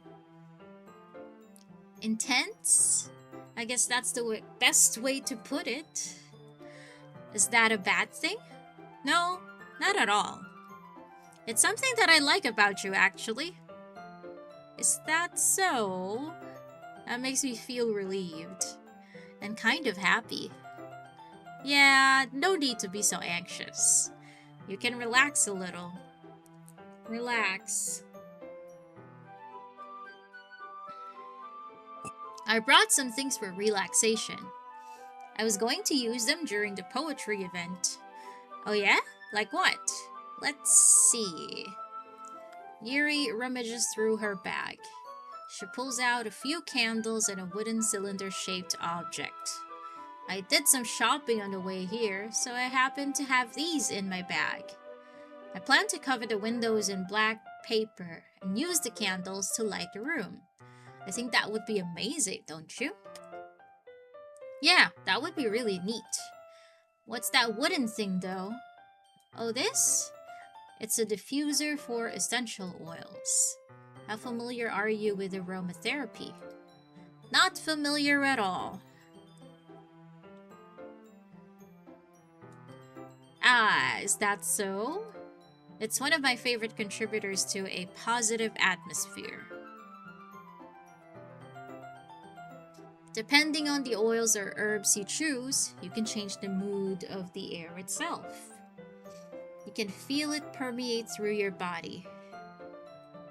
Relaxation, positive energy, romance, reflection. It's almost like magic. Yuri takes the cylinder and pushes a switch on the bottom. In just a moment, a thin ray of vapor begins to spout through a small hole on the top. Oh, that smells wonderful.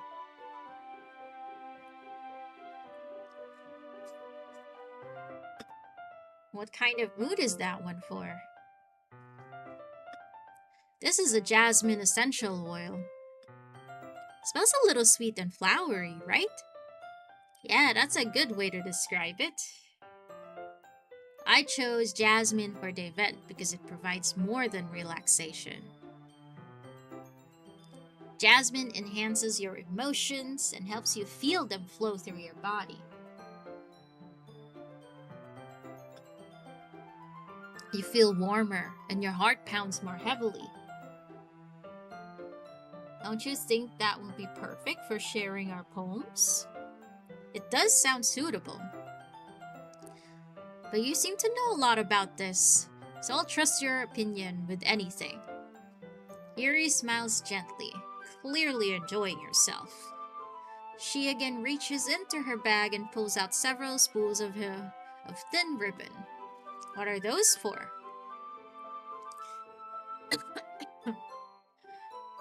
Well, did you purchase the origami paper I asked you to get? Yeah, I have it over here. I won't be using the paper for folding origami. What I'd like to do is write a different word on each paper. We'll need about 100 of them. Holy shit, that's a lot. Oh yeah? What will those be used for?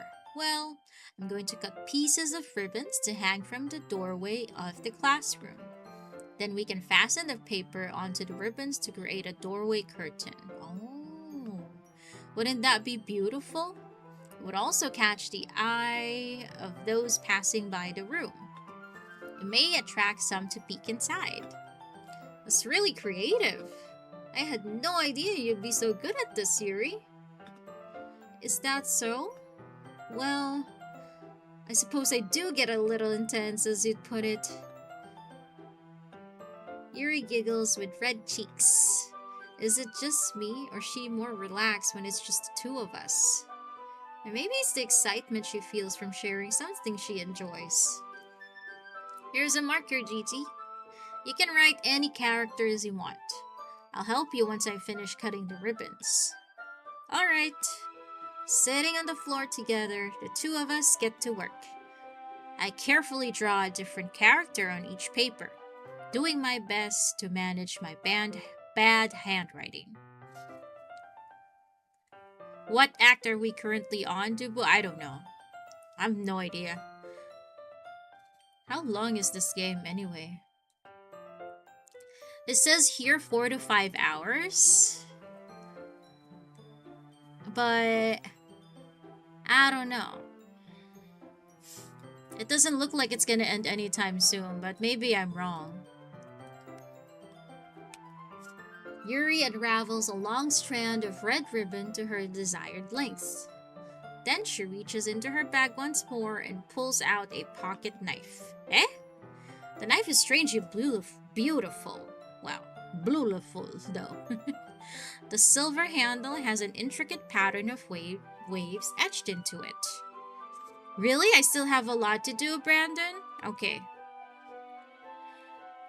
The blade itself is gently tinted blue. That's no ordinary pocket knife. It looks really fancy. Well, embarrassed, Yuri looks away. What is it? You're going to think it's weird. Yuri, whatever it is, I have no reason to judge. To each their own, you know? If you promise you won't be weirded out. Yeah, I promise. Alright.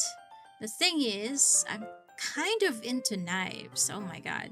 This girl. They're just so pretty. I can't help it. It's like the one with the bread. I don't know what it is. The combination of craftsmanship and feeling of danger, maybe. Never mind. I don't know how old they are. What am I saying? Please don't think I'm weird for this. You're laughing at me. No, I'm not laughing at you. It's just funny how nervous you got about sharing. It's an interesting thing to be into, I guess. But I think it kind of suits you.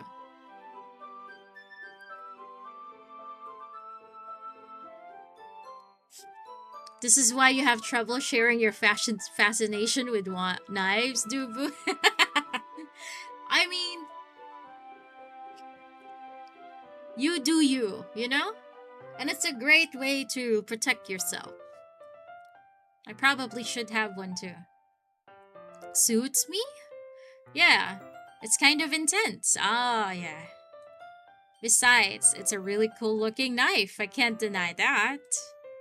It is, isn't it? Yuri relaxes her expression once again. Would you like to hold it? Sure, I'll check it out. Yuri carefully hands me the knife with the handle facing me.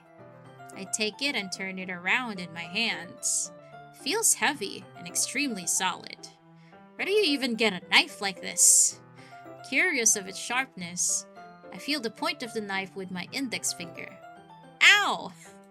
Idiot. Why did you do that? I didn't expect it to be that sharp. I barely touched it at all. It's my fault. I should have warned you. This knife is extremely sharp. It can cut through skin like it's paper. Oh no. A small drop of blood trickles down the side of my finger. Yuri takes my hand and gives the wound a closer look. She stares at it and noticeably fidgets. If you're squeamish, I'll go wash it off now. Why is he screaming? Without warning, oh. Yuri puts my finger in her mouth and licks the wound. I feel her tongue curl around my finger. Startled, I instinctively pull my hand back. Please forgive me. I wasn't thinking. Yeah, you weren't thinking, as usual. Yuri lowers her head, her face burning up. Yuri, that's the most embarrassing thing I've ever done. How could I do something like that? I'm sorry. Sure, it was a little weird, and it took me by surprise, but I guess she just tried to help. Right?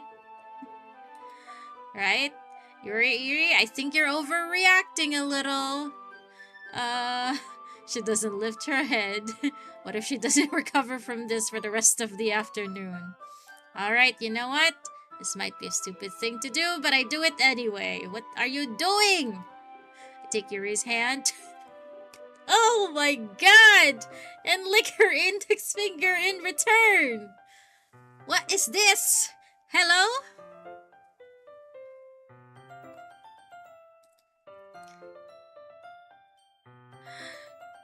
Didi! Did you really just do that? Now we're even.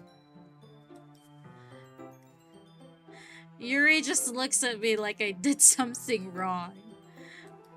I knew that would be a bad idea. If not for the sweet aroma of the jasmine oil, the air would be extremely heavy right now. You're so weird, Gigi. I know. Yuri giggles shyly. It worked. Let's do it again. Tarot.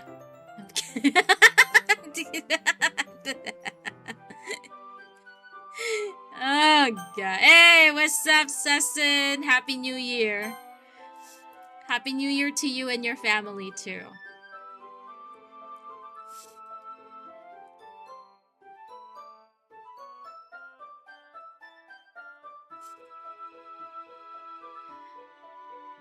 What do you mean I'm into fingers? No? What the fuck is only fingers?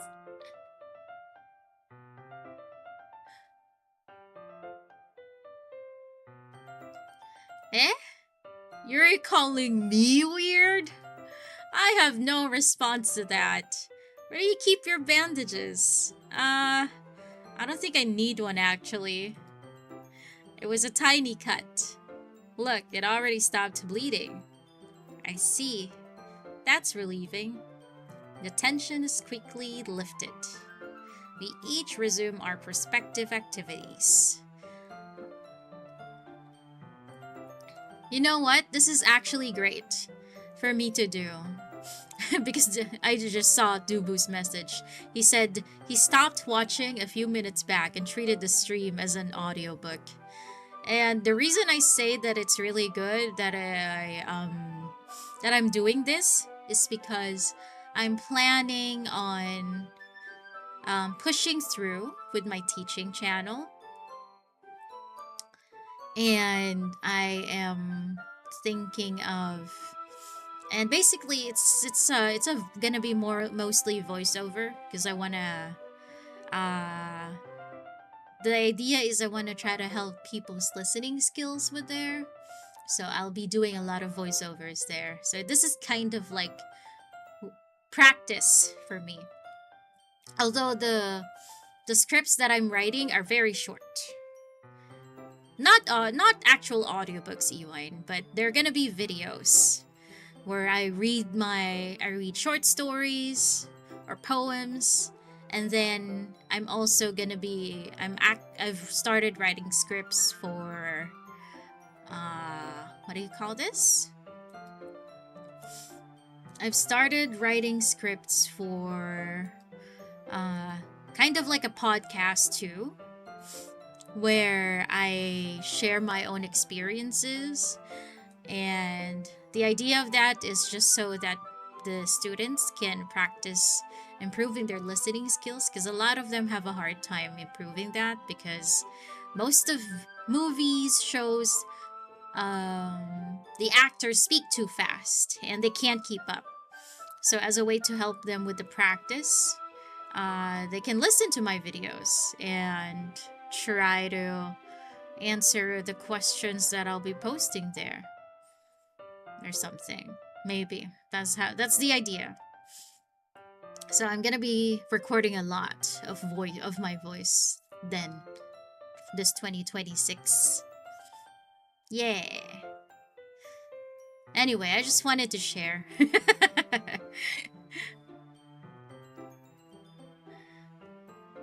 Thank you, Brill.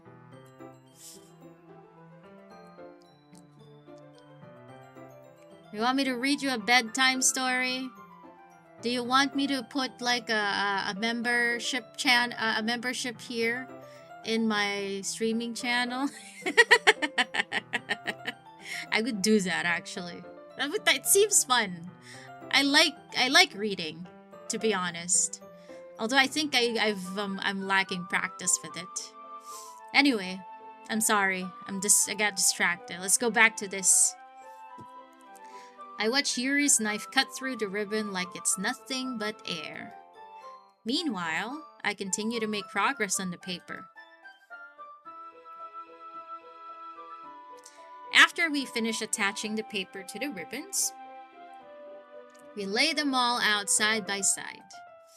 It looks better than I expected, and will be very effective as a door curtain. It looks great. Good thinking coming up with this, Yuri. Thanks. It's just something I saw online, really. Are you ready to move on to the next task? Yeah, let's do it. What do you have in mind? I'd like to create a banner. That's why I asked you to buy the paint tablets. Oh, that's right. One of the items Yuri had asked me to buy was a kit of watercolor paint tablets. We'll need about 6 cups of water to put each of the tablets in. Do you mind fetching those for us? Of course not. 6 cups of water. I'll be right back in a minute. Ewan, imagine reading this finger-licking story to your students, Gaggy. Not this kind of story. Did I ever tell you guys that I actually got invited for an interview to read spicy books? Audiobooks years before, but I didn't continue. I did not pursue that application. I declined it. Anyway, thank you very much. Oh, and just a little bit of water is okay. If you fill the cups too much, it will be too diluted.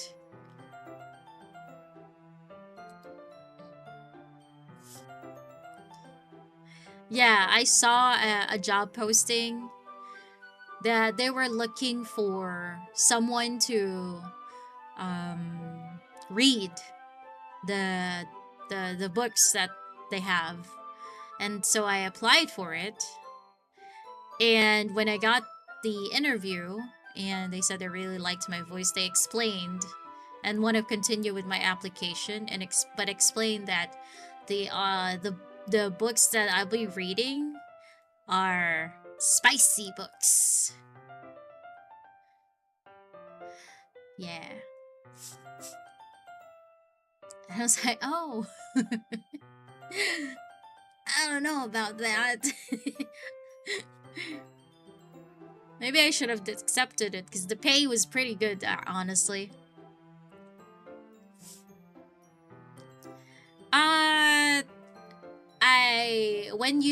When I sent the application, they also asked for a video introduction of myself. So yeah, I made a video introduction of my name, my age, and all that shit.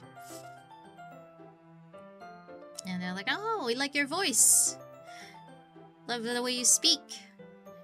And I got an invitation for an interview, and they said they really liked me and would like to proceed with the application. But before they proceed, we just want to let you know that the books are R-rated.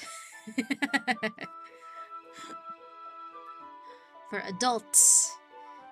And I was like, oh shit. But not really like that, but it was just in my mind. I don't know if I can do that. I don't even know if I'm trained for that, I said. And they said that they could train me if I want to. But I didn't. I did not pursue it.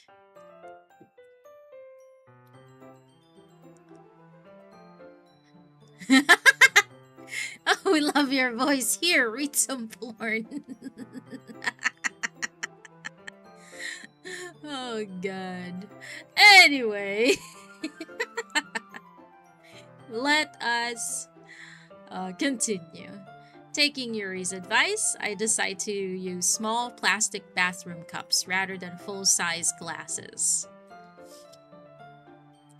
I put them on a plate to catch any paint that drips, then bring it back into my room. Yuri? Yes? I come in to see Yuri quickly unrolling her sleeve. Pulling it back over her arm? What the hell? Nothing. Your face is a little red.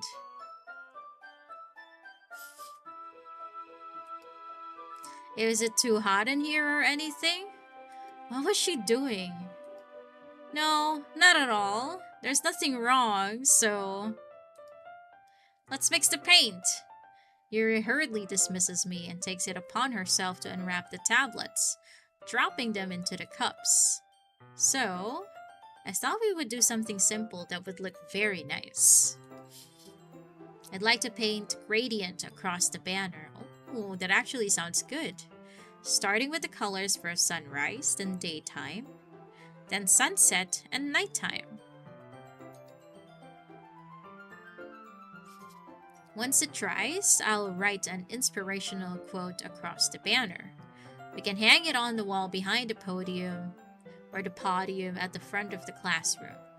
Neat. What are you going to write? Well, it will be more fun to surprise you. Yuri smiles at me. If you say so. After rolling out the banner, and I kneel on opposite sides. Yuri and I kneel on opposite sides so we don't get in the way of each other. Yuri uses a brush and adds a few dots of different colors across the banner to serve as a color guide when we paint. This kind of reminds me of elementary school. Painting on a banner with watercolors feel a lot like art class projects we had back then. It's relaxing. I'm sorry if this feels too childish. No, I didn't mean that at all. It's kind of fun, you know? Yeah, it is fun. I'm glad you feel that way too. Yuri stops painting for a moment, thinking to herself. For me, I don't need to go out and do crazy things to have fun. In fact, I usually don't even want to. I just like when I can spend time with one other person. Even if something simple like reading, it doesn't even matter if we don't talk much. Just having a friend next to me makes things feel a little bit nicer. I think that's all it takes for me to be happy. Is that so? Even if Yuri and I are quite different, I can understand where she's coming from. I feel that way about things like anime and games, where simply sharing the experience with someone can make me happy. I think I feel the same way. Yuri smiles gently. I knew you'd understand. Yuri leans over the banner to grab an unused paintbrush, but I move at the same time, causing my head to bump into hers. Sorry! Yuri reels back, and I quickly lift my hands in surprise. Are you hurt? No, I'm not hurt. It's just startled me, that's all.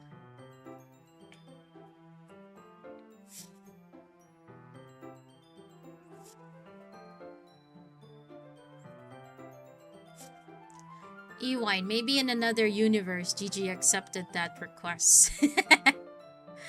Well,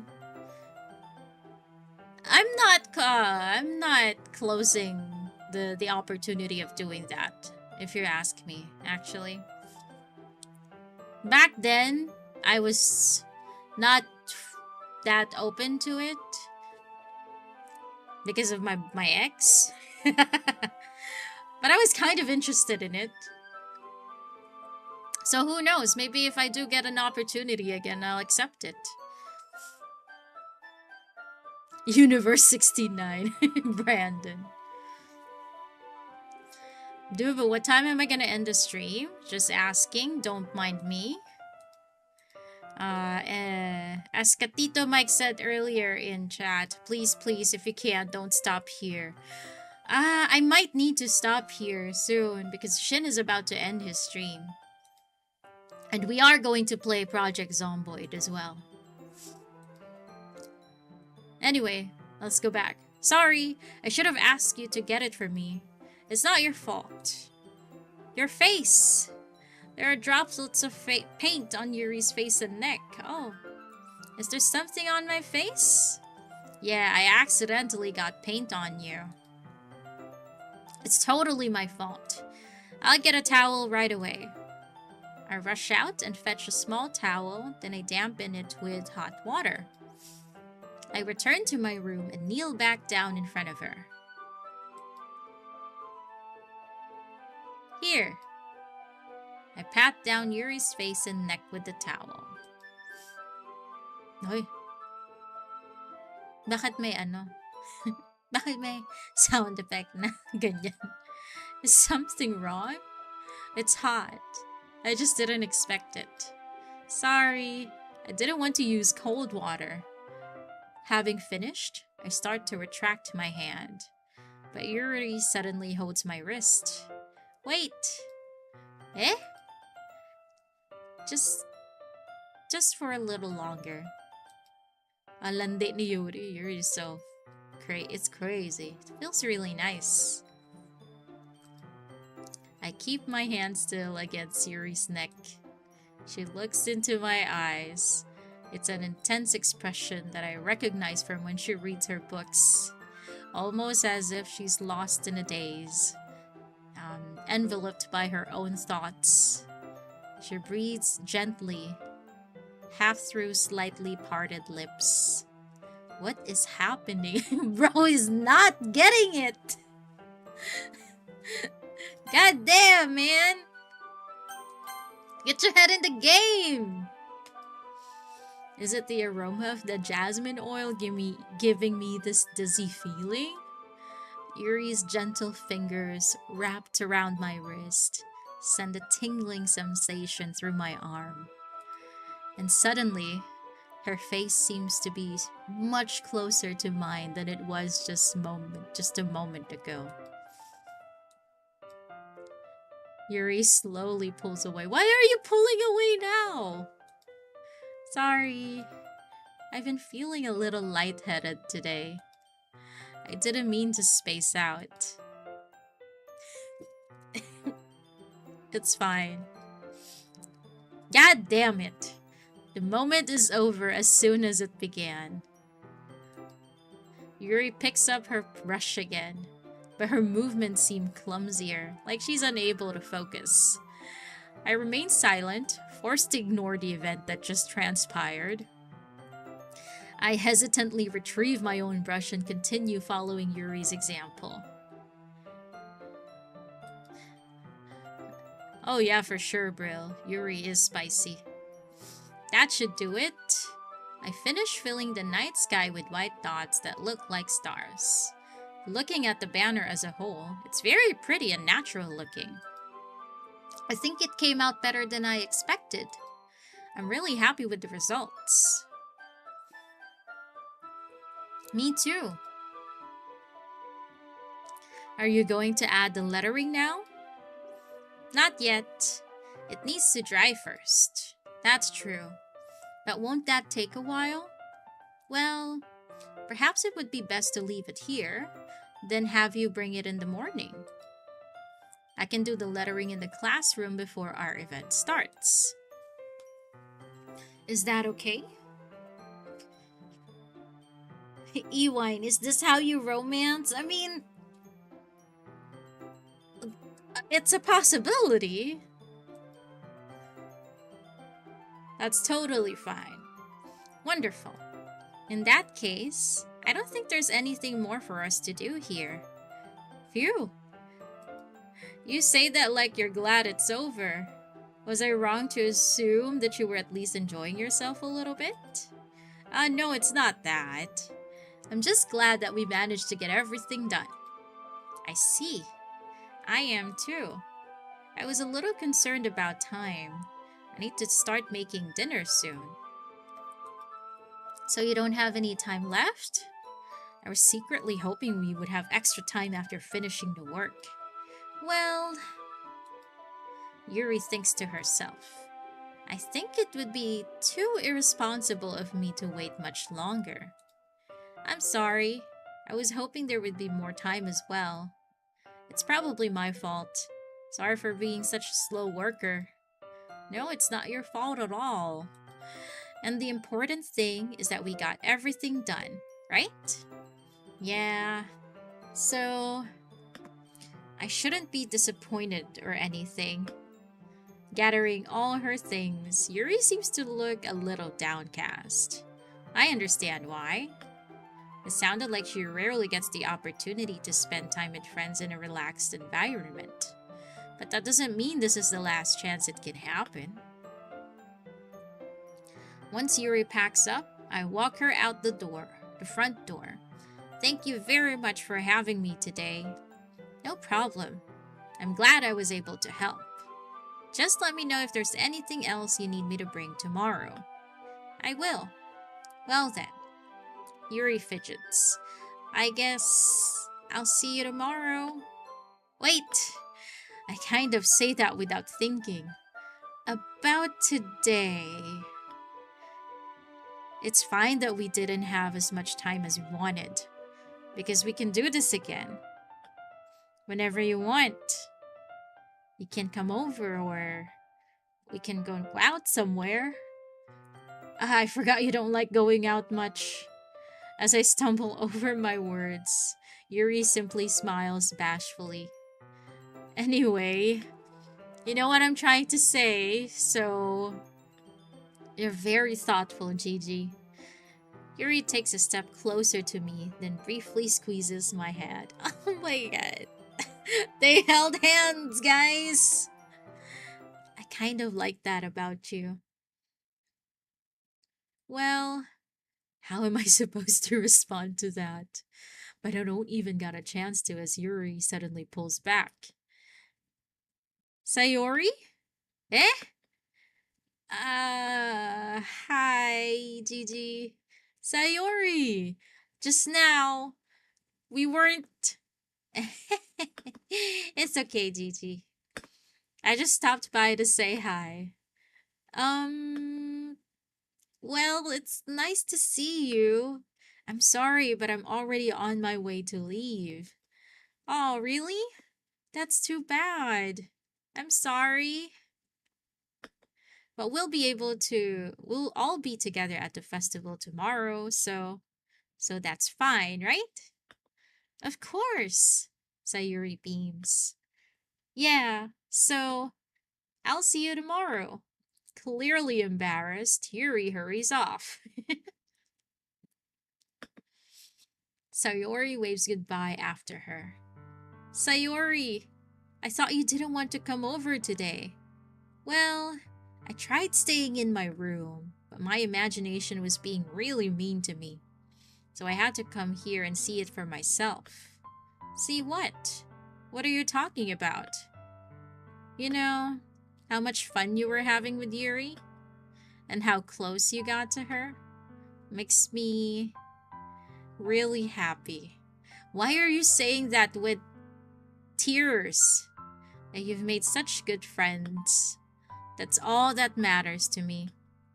Tears start to fall down Sayori's face. That's all that matters to me. Why am I feeling this way, Gigi? I'm supposed to be happy for you. Why does it feel like my heart is splitting in half? It hurts so much. Everything hurts so much. This would be so much better if I could just disappear. Oh, God. Sayori, don't say that. It's true. If I wasn't here, then you wouldn't have to waste your sympathy on me. You wouldn't have to put up with me being selfish. Monica was right. I should just... Monica? Monica was right about what? Sayori, what I said before is true.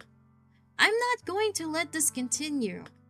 Caring about you like this isn't the burden your mind is making it out to be. It's something that makes me happy. It's something that I wouldn't trade for anything else.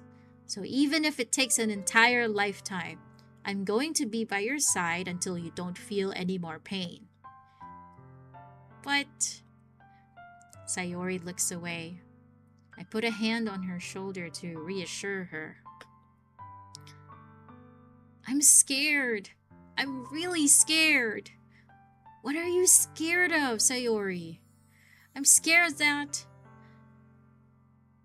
I might like you more than you like me. Sayori? It's true, isn't it? I was weak and started to like you too much. I did this to myself. I like you so much. Oh my God. No! We can't say that. I like you so much that I want to die. That's how I feel. And that's enough. I don't want you to hurt anymore. I slide my hand down Sayori's arm and squeeze her hand in my own. Do you remember how I said I always know what's best for you?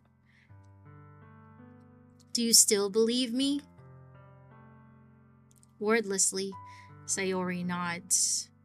Even if you don't understand all of your own feelings, I know what you need the most right now.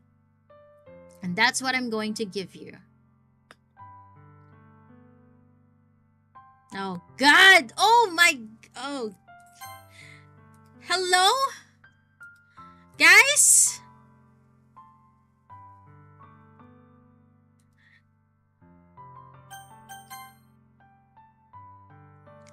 What does this I love you mean? I love you as a friend?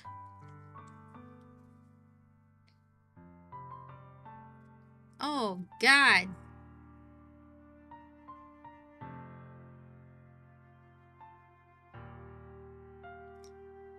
No way!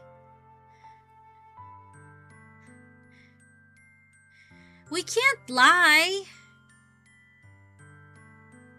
We can't lie. Oh, no.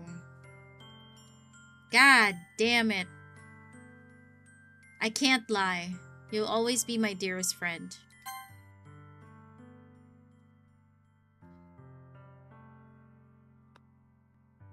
What you need most is for things to be like they've always been. Monica told me the truth. She told me how much happier you seemed after I joined the club. I know you're struggling with some really difficult feelings right now, but please trust me that I know what's best and what will make you happy in the end. I promise I'll help get things back to the way they were. I see. Sayori forces a smile through an incredibly pained expression. Is this what it feels like to get stabbed in the chest? I should write a poem about this. Sayori, it's okay. This is just my punishment, remember? For being so selfish. So please don't worry about these stupid feelings. I know you're right. I knew this whole time that there's no happiness down that path. That's why I came here. Just so I could get the answer I needed to hear. And the other thing, you're also right that I just wanted to go back to the way it was. I realize that now.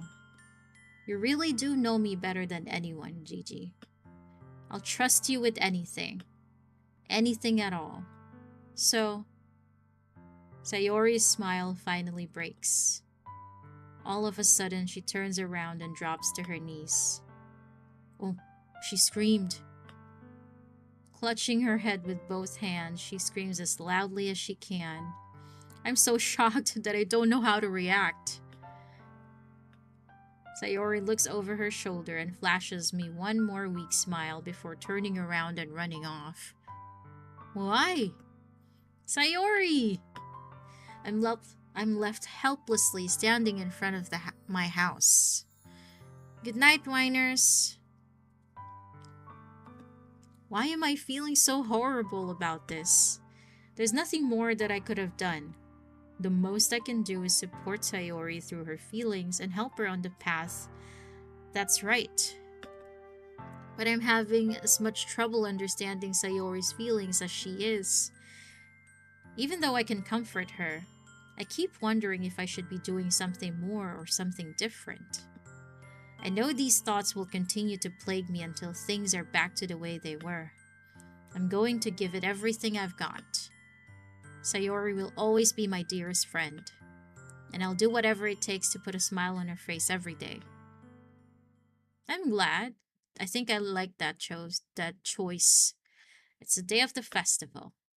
Of all days, I expected this to be the one where I'd be walking to school with Sayori. But Sayori isn't answering her phone. I considered going to her house to wake her up, but decided that's a little too much. Meanwhile, the preparations for the event should be nearly complete. The banner Yuri and I painted is dry, and I gently rolled it up to take with me. I don't know. I don't feel good about not going to her house. She sent me a pleasant text reminding me not to forget anything, and I reassured her.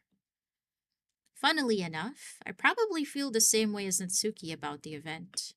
I'm more excited for it to be over so I can spend time with Sayori and Yuri at the festival. But knowing Monica, I'm sure the event will be great too. Monica! What did you say to Sayori? You're the first one here. Thanks for being early. That's funny. I thought at least Yuri would be here by now. Monica is placing little booklets on each of the desks in the classroom. They must be the ones she prepared that have all the poems we're performing. In the end, I found a random poem online that I thought Monica would like and submitted it. So that's the one I'll be performing. I'm surprised you didn't bring Sayori with you. Yeah, she overslept again. That dummy. You'd think that on days this important, she'd try a little harder. I say that, but I suddenly remember what Sayori told me yesterday. and I suddenly feel awful knowing it's not nearly that simple for her. I only said it because it's the way I'm used to thinking. But maybe I should have gone to wake her up after all. You should take a little responsibility for her. I mean, especially after your exchange with her yesterday. You kind of left her hanging this morning, you know? Exchange? Monica? You know about that? Of course I do. I'm the club president after all. But I stammer, embarrassed. Did Sayori really tell her about it that quickly? About how I basically turned down her confession? Makes you really seem like the bad guy here. But I'm the one who knows what's best for her, right? Geez, you don't know the full story at all, so don't worry. I probably know a lot more than you think. This is so creepy. What? Monica! What is happening? Who are you? Why are you saying these things? God damn it. Eh? Monica is being as friendly as usual, but for some reason I felt a chill down my spine after hearing that. Hey, do you want to check out the pamphlets? They came out really nice. Yeah, sure. I grabbed one of the pamphlets laid out on the desks. Oh yeah, they really did. Something like this will definitely help people take the club more seriously. Yeah, I thought so too. I flipped through the pages. Each member's poem is neatly printed on its own page, giving it an almost professional feel. I recognized Natsuki's and Yuri's poems from the ones they performed during our practice. What's this? I flipped to Sayori's poem. It's different from the one she practiced. It's the one that I haven't read before.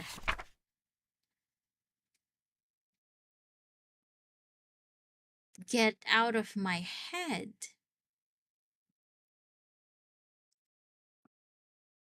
Get out of my... It's just repeatedly saying, get out of my head. Get out of my head before I do what I know is best for you. Get out of my head before I listen to everything she said to me. Get out of my head before I show you how much I love you. Get out of my head before I finish writing this poem. But a poem is never actually finished. It just stops moving. Oh God, what is happening? Is it her?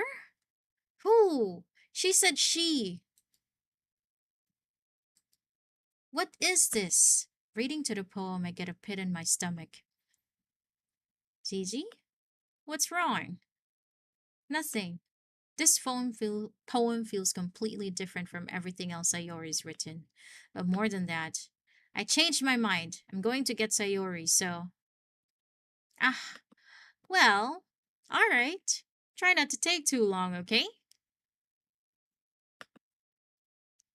I quickly leave the classroom. Don't strain yourself. Monica calls that out after me. I quicken my pace. What was I thinking? I should have tried a little bit harder for Sayori. It's not a big deal to at least wait for her or help her wake up. Even the simple gesture of walking her to school makes her really happy. That's what I said earlier! Besides, I told her yesterday that things will be the same as they always have been. That's all she needs and what I want to give her. I reach Sayori's house and knock on the door. I don't expect an answer. She's not picking up her phone either. Like yesterday, I open the door and let myself in. Sayori? She really is a heavy sleeper. I swallow. I can't believe I ended up doing this after all. Waking her up in her own house. Isn't that more like something a boyfriend would do? In any case, it just feels right. Outside Sayori's room, I knock on her door. Sayori? Wake up, dummy. Oh God. There's no more music. There's no response. I really didn't want to have to enter her room like this. Isn't it kind of a breach of privacy? But she really leaves me no choice. I gently opened the door. Oh!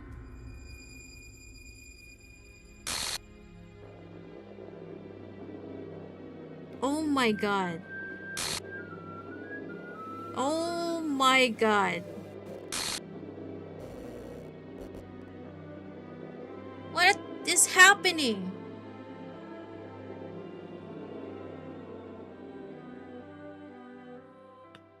What the hell? What the hell? Is this a nightmare? It has to be. This isn't real. There's no way this can be real. Sayori wouldn't do this. Everything was normal up until a few days ago. Oh my god! That's why I can't believe what my eyes are showing me. I suppressed the urge to vomit. Just yesterday, I told Sayori I would be there for her. I told her I know what's best and that everything will be okay. Then why? Why would she do this? How could I be so helpless? What did I do wrong? Turning down her confession? That has to have been what pushed her over the edge. I don't think so. Her agonized scream still echoes in my ears. Why did I do that to her when she needed me the most? Why was I so selfish? This is my fault. Oh my god. I did not expect it to be this dark. My swarmy thoughts keep telling me everything I could have done to prevent this if I just spent more time with her. Walked her to school and gave her what I know she wanted out of our relationship. Then I could have prevented this. I know I could have prevented this. Screw the literature club. Screw the festival. I just lost my best friend. Someone I grew up with. She's gone forever now. Nothing I can do can bring her back. This isn't some game. Fuck, I had accidentally clicked. I had only one chance and I wasn't careful enough. Now I'll carry this guilt with me until I die. Nothing in my life is worth more than hers. But I still couldn't do what she needed from me. And now, I can never take it back.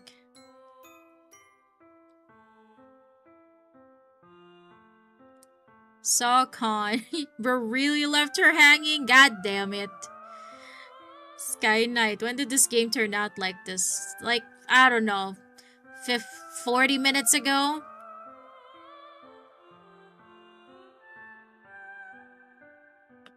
Never. Never. Never. Oh god. It's full of never. Oh my god, that's the ending?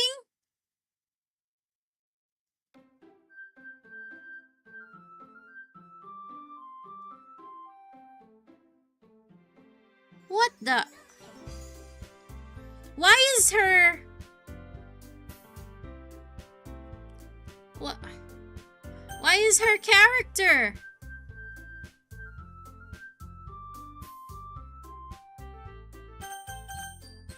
Dubu, choose A or B, same result? What the fuck? What do you mean?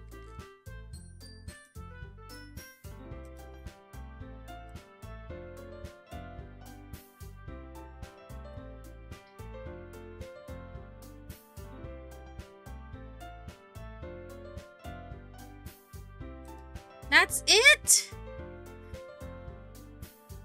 The real game. What do I click?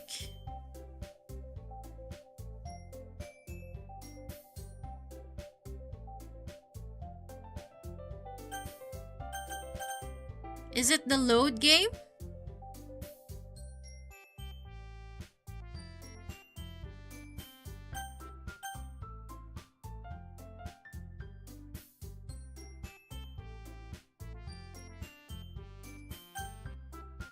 Oh my god.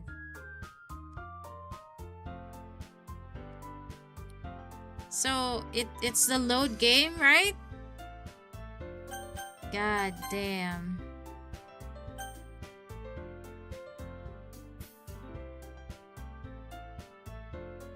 We are in the Matrix. Oh my god. I don't know what to click here though. I saved a couple of shit.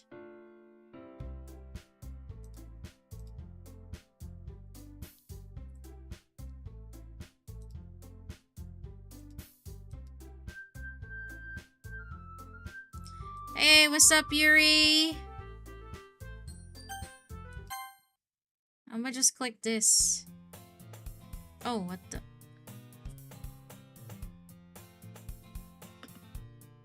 Oh my god, waving her arms in the air like she's totally oblivious to any attention she might draw to herself.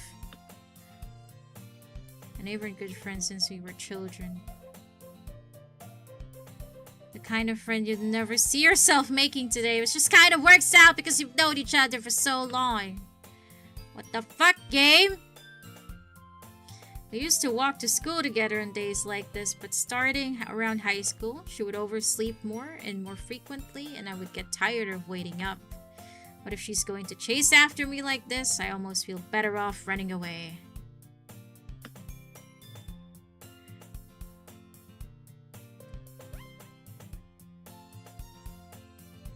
Let catch up to me. Oh! What the?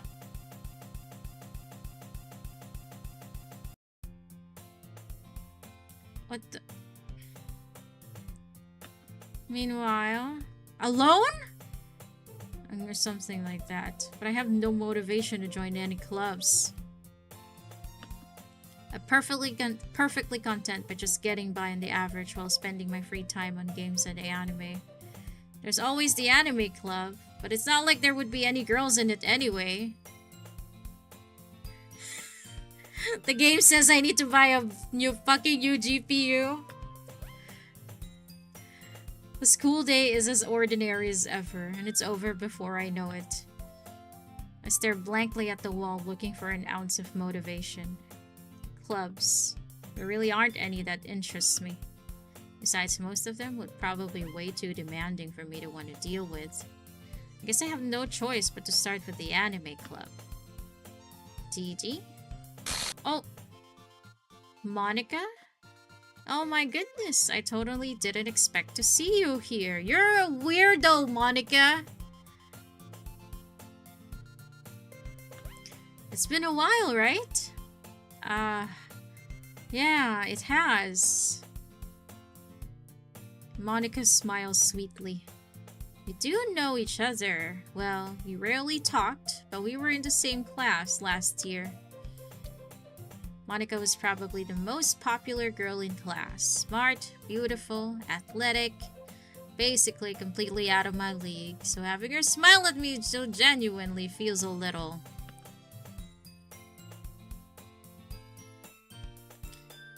What did you come in here for anyway? I've just been looking for some supplies to use for my club. You know if there's any construction paper in here? Or markers? I guess you could check the closet. You're in the debate club, right? About that, I actually quit the debate club. Yeah. I can't stand all of the politics. It's basically the same thing from the start of the game.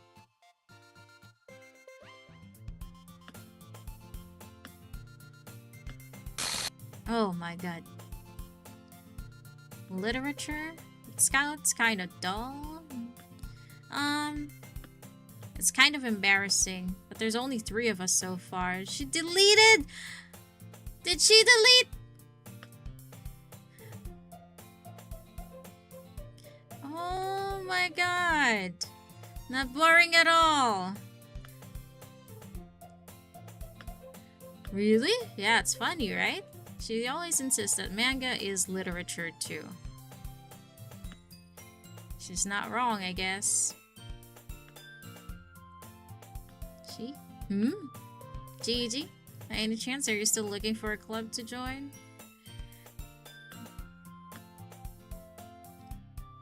won't ask you to join, but I'm really happy.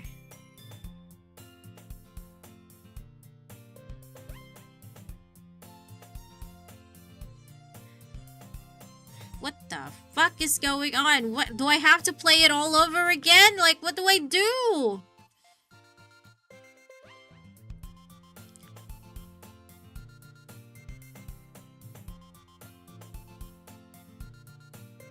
What files? BZVG official?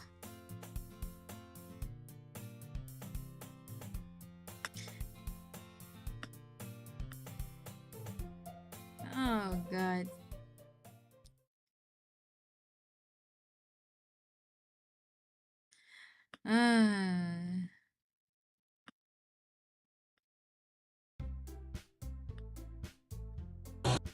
Oh my goodness.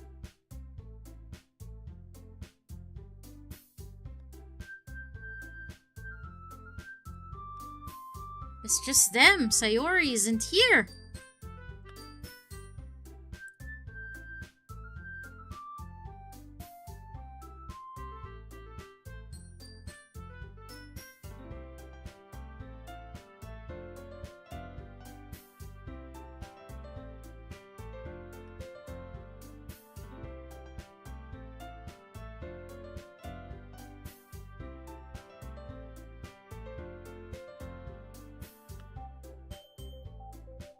Oh my god. Where is this even saved? I don't remember. I don't know where it's even saved, guys. So, yeah. I'm so confused.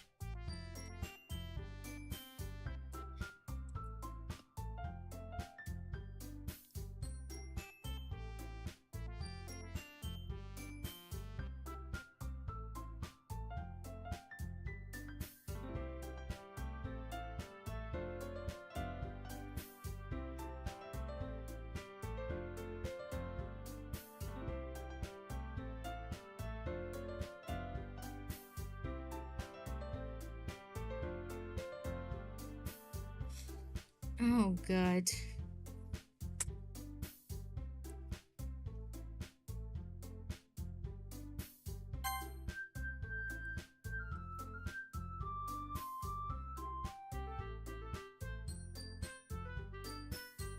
Oh, so don't mind us and like a new start, but not really. So just keep going. I'm not gonna read it anymore, okay, guys? Like, I'm just gonna skim through it. I'm so confused about this game. And much more important.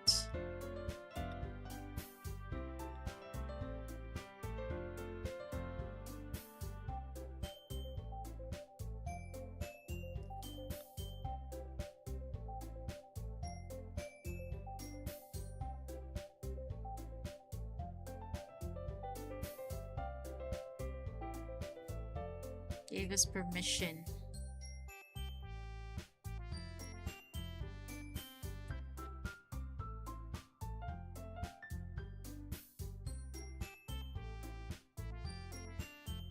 What even is Act 1, Dubu? I don't know what Act 1 is.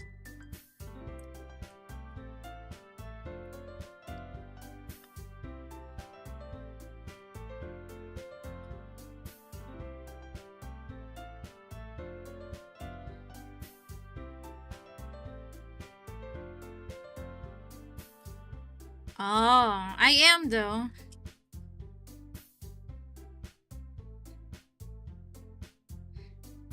Oh, fuck, wait. Let me move it here.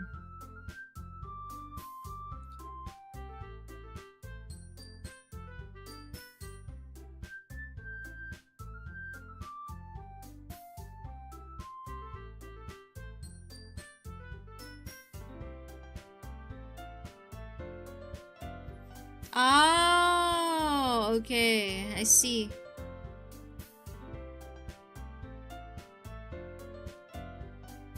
So this is now Act 2. My god. I think I'm gonna have to stop here for now though, guys. Or is this gonna end soon?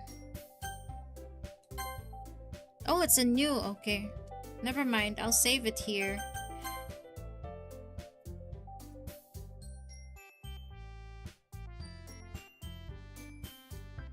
As much as I want to continue right now,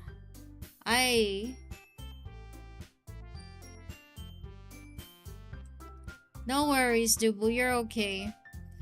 I'm gonna have to stop because... Yeah. Yeah, because I have another plan with my other friend streamer to, you guys know him, Shin.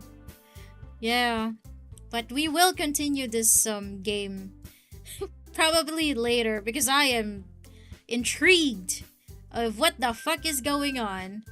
But they really deleted our best friend like that. What the hell? Hopefully we find out what the fuck is really happening. Thank you so much for watching, guys. I hope you enjoyed my reading and my confusion and my surprise. Enjoy the rest of your 2025. I have a friend that I'm playing Project Zomboid with, BZVG. But thank you for joining, by the way. I will see you again later tonight because I can't wait.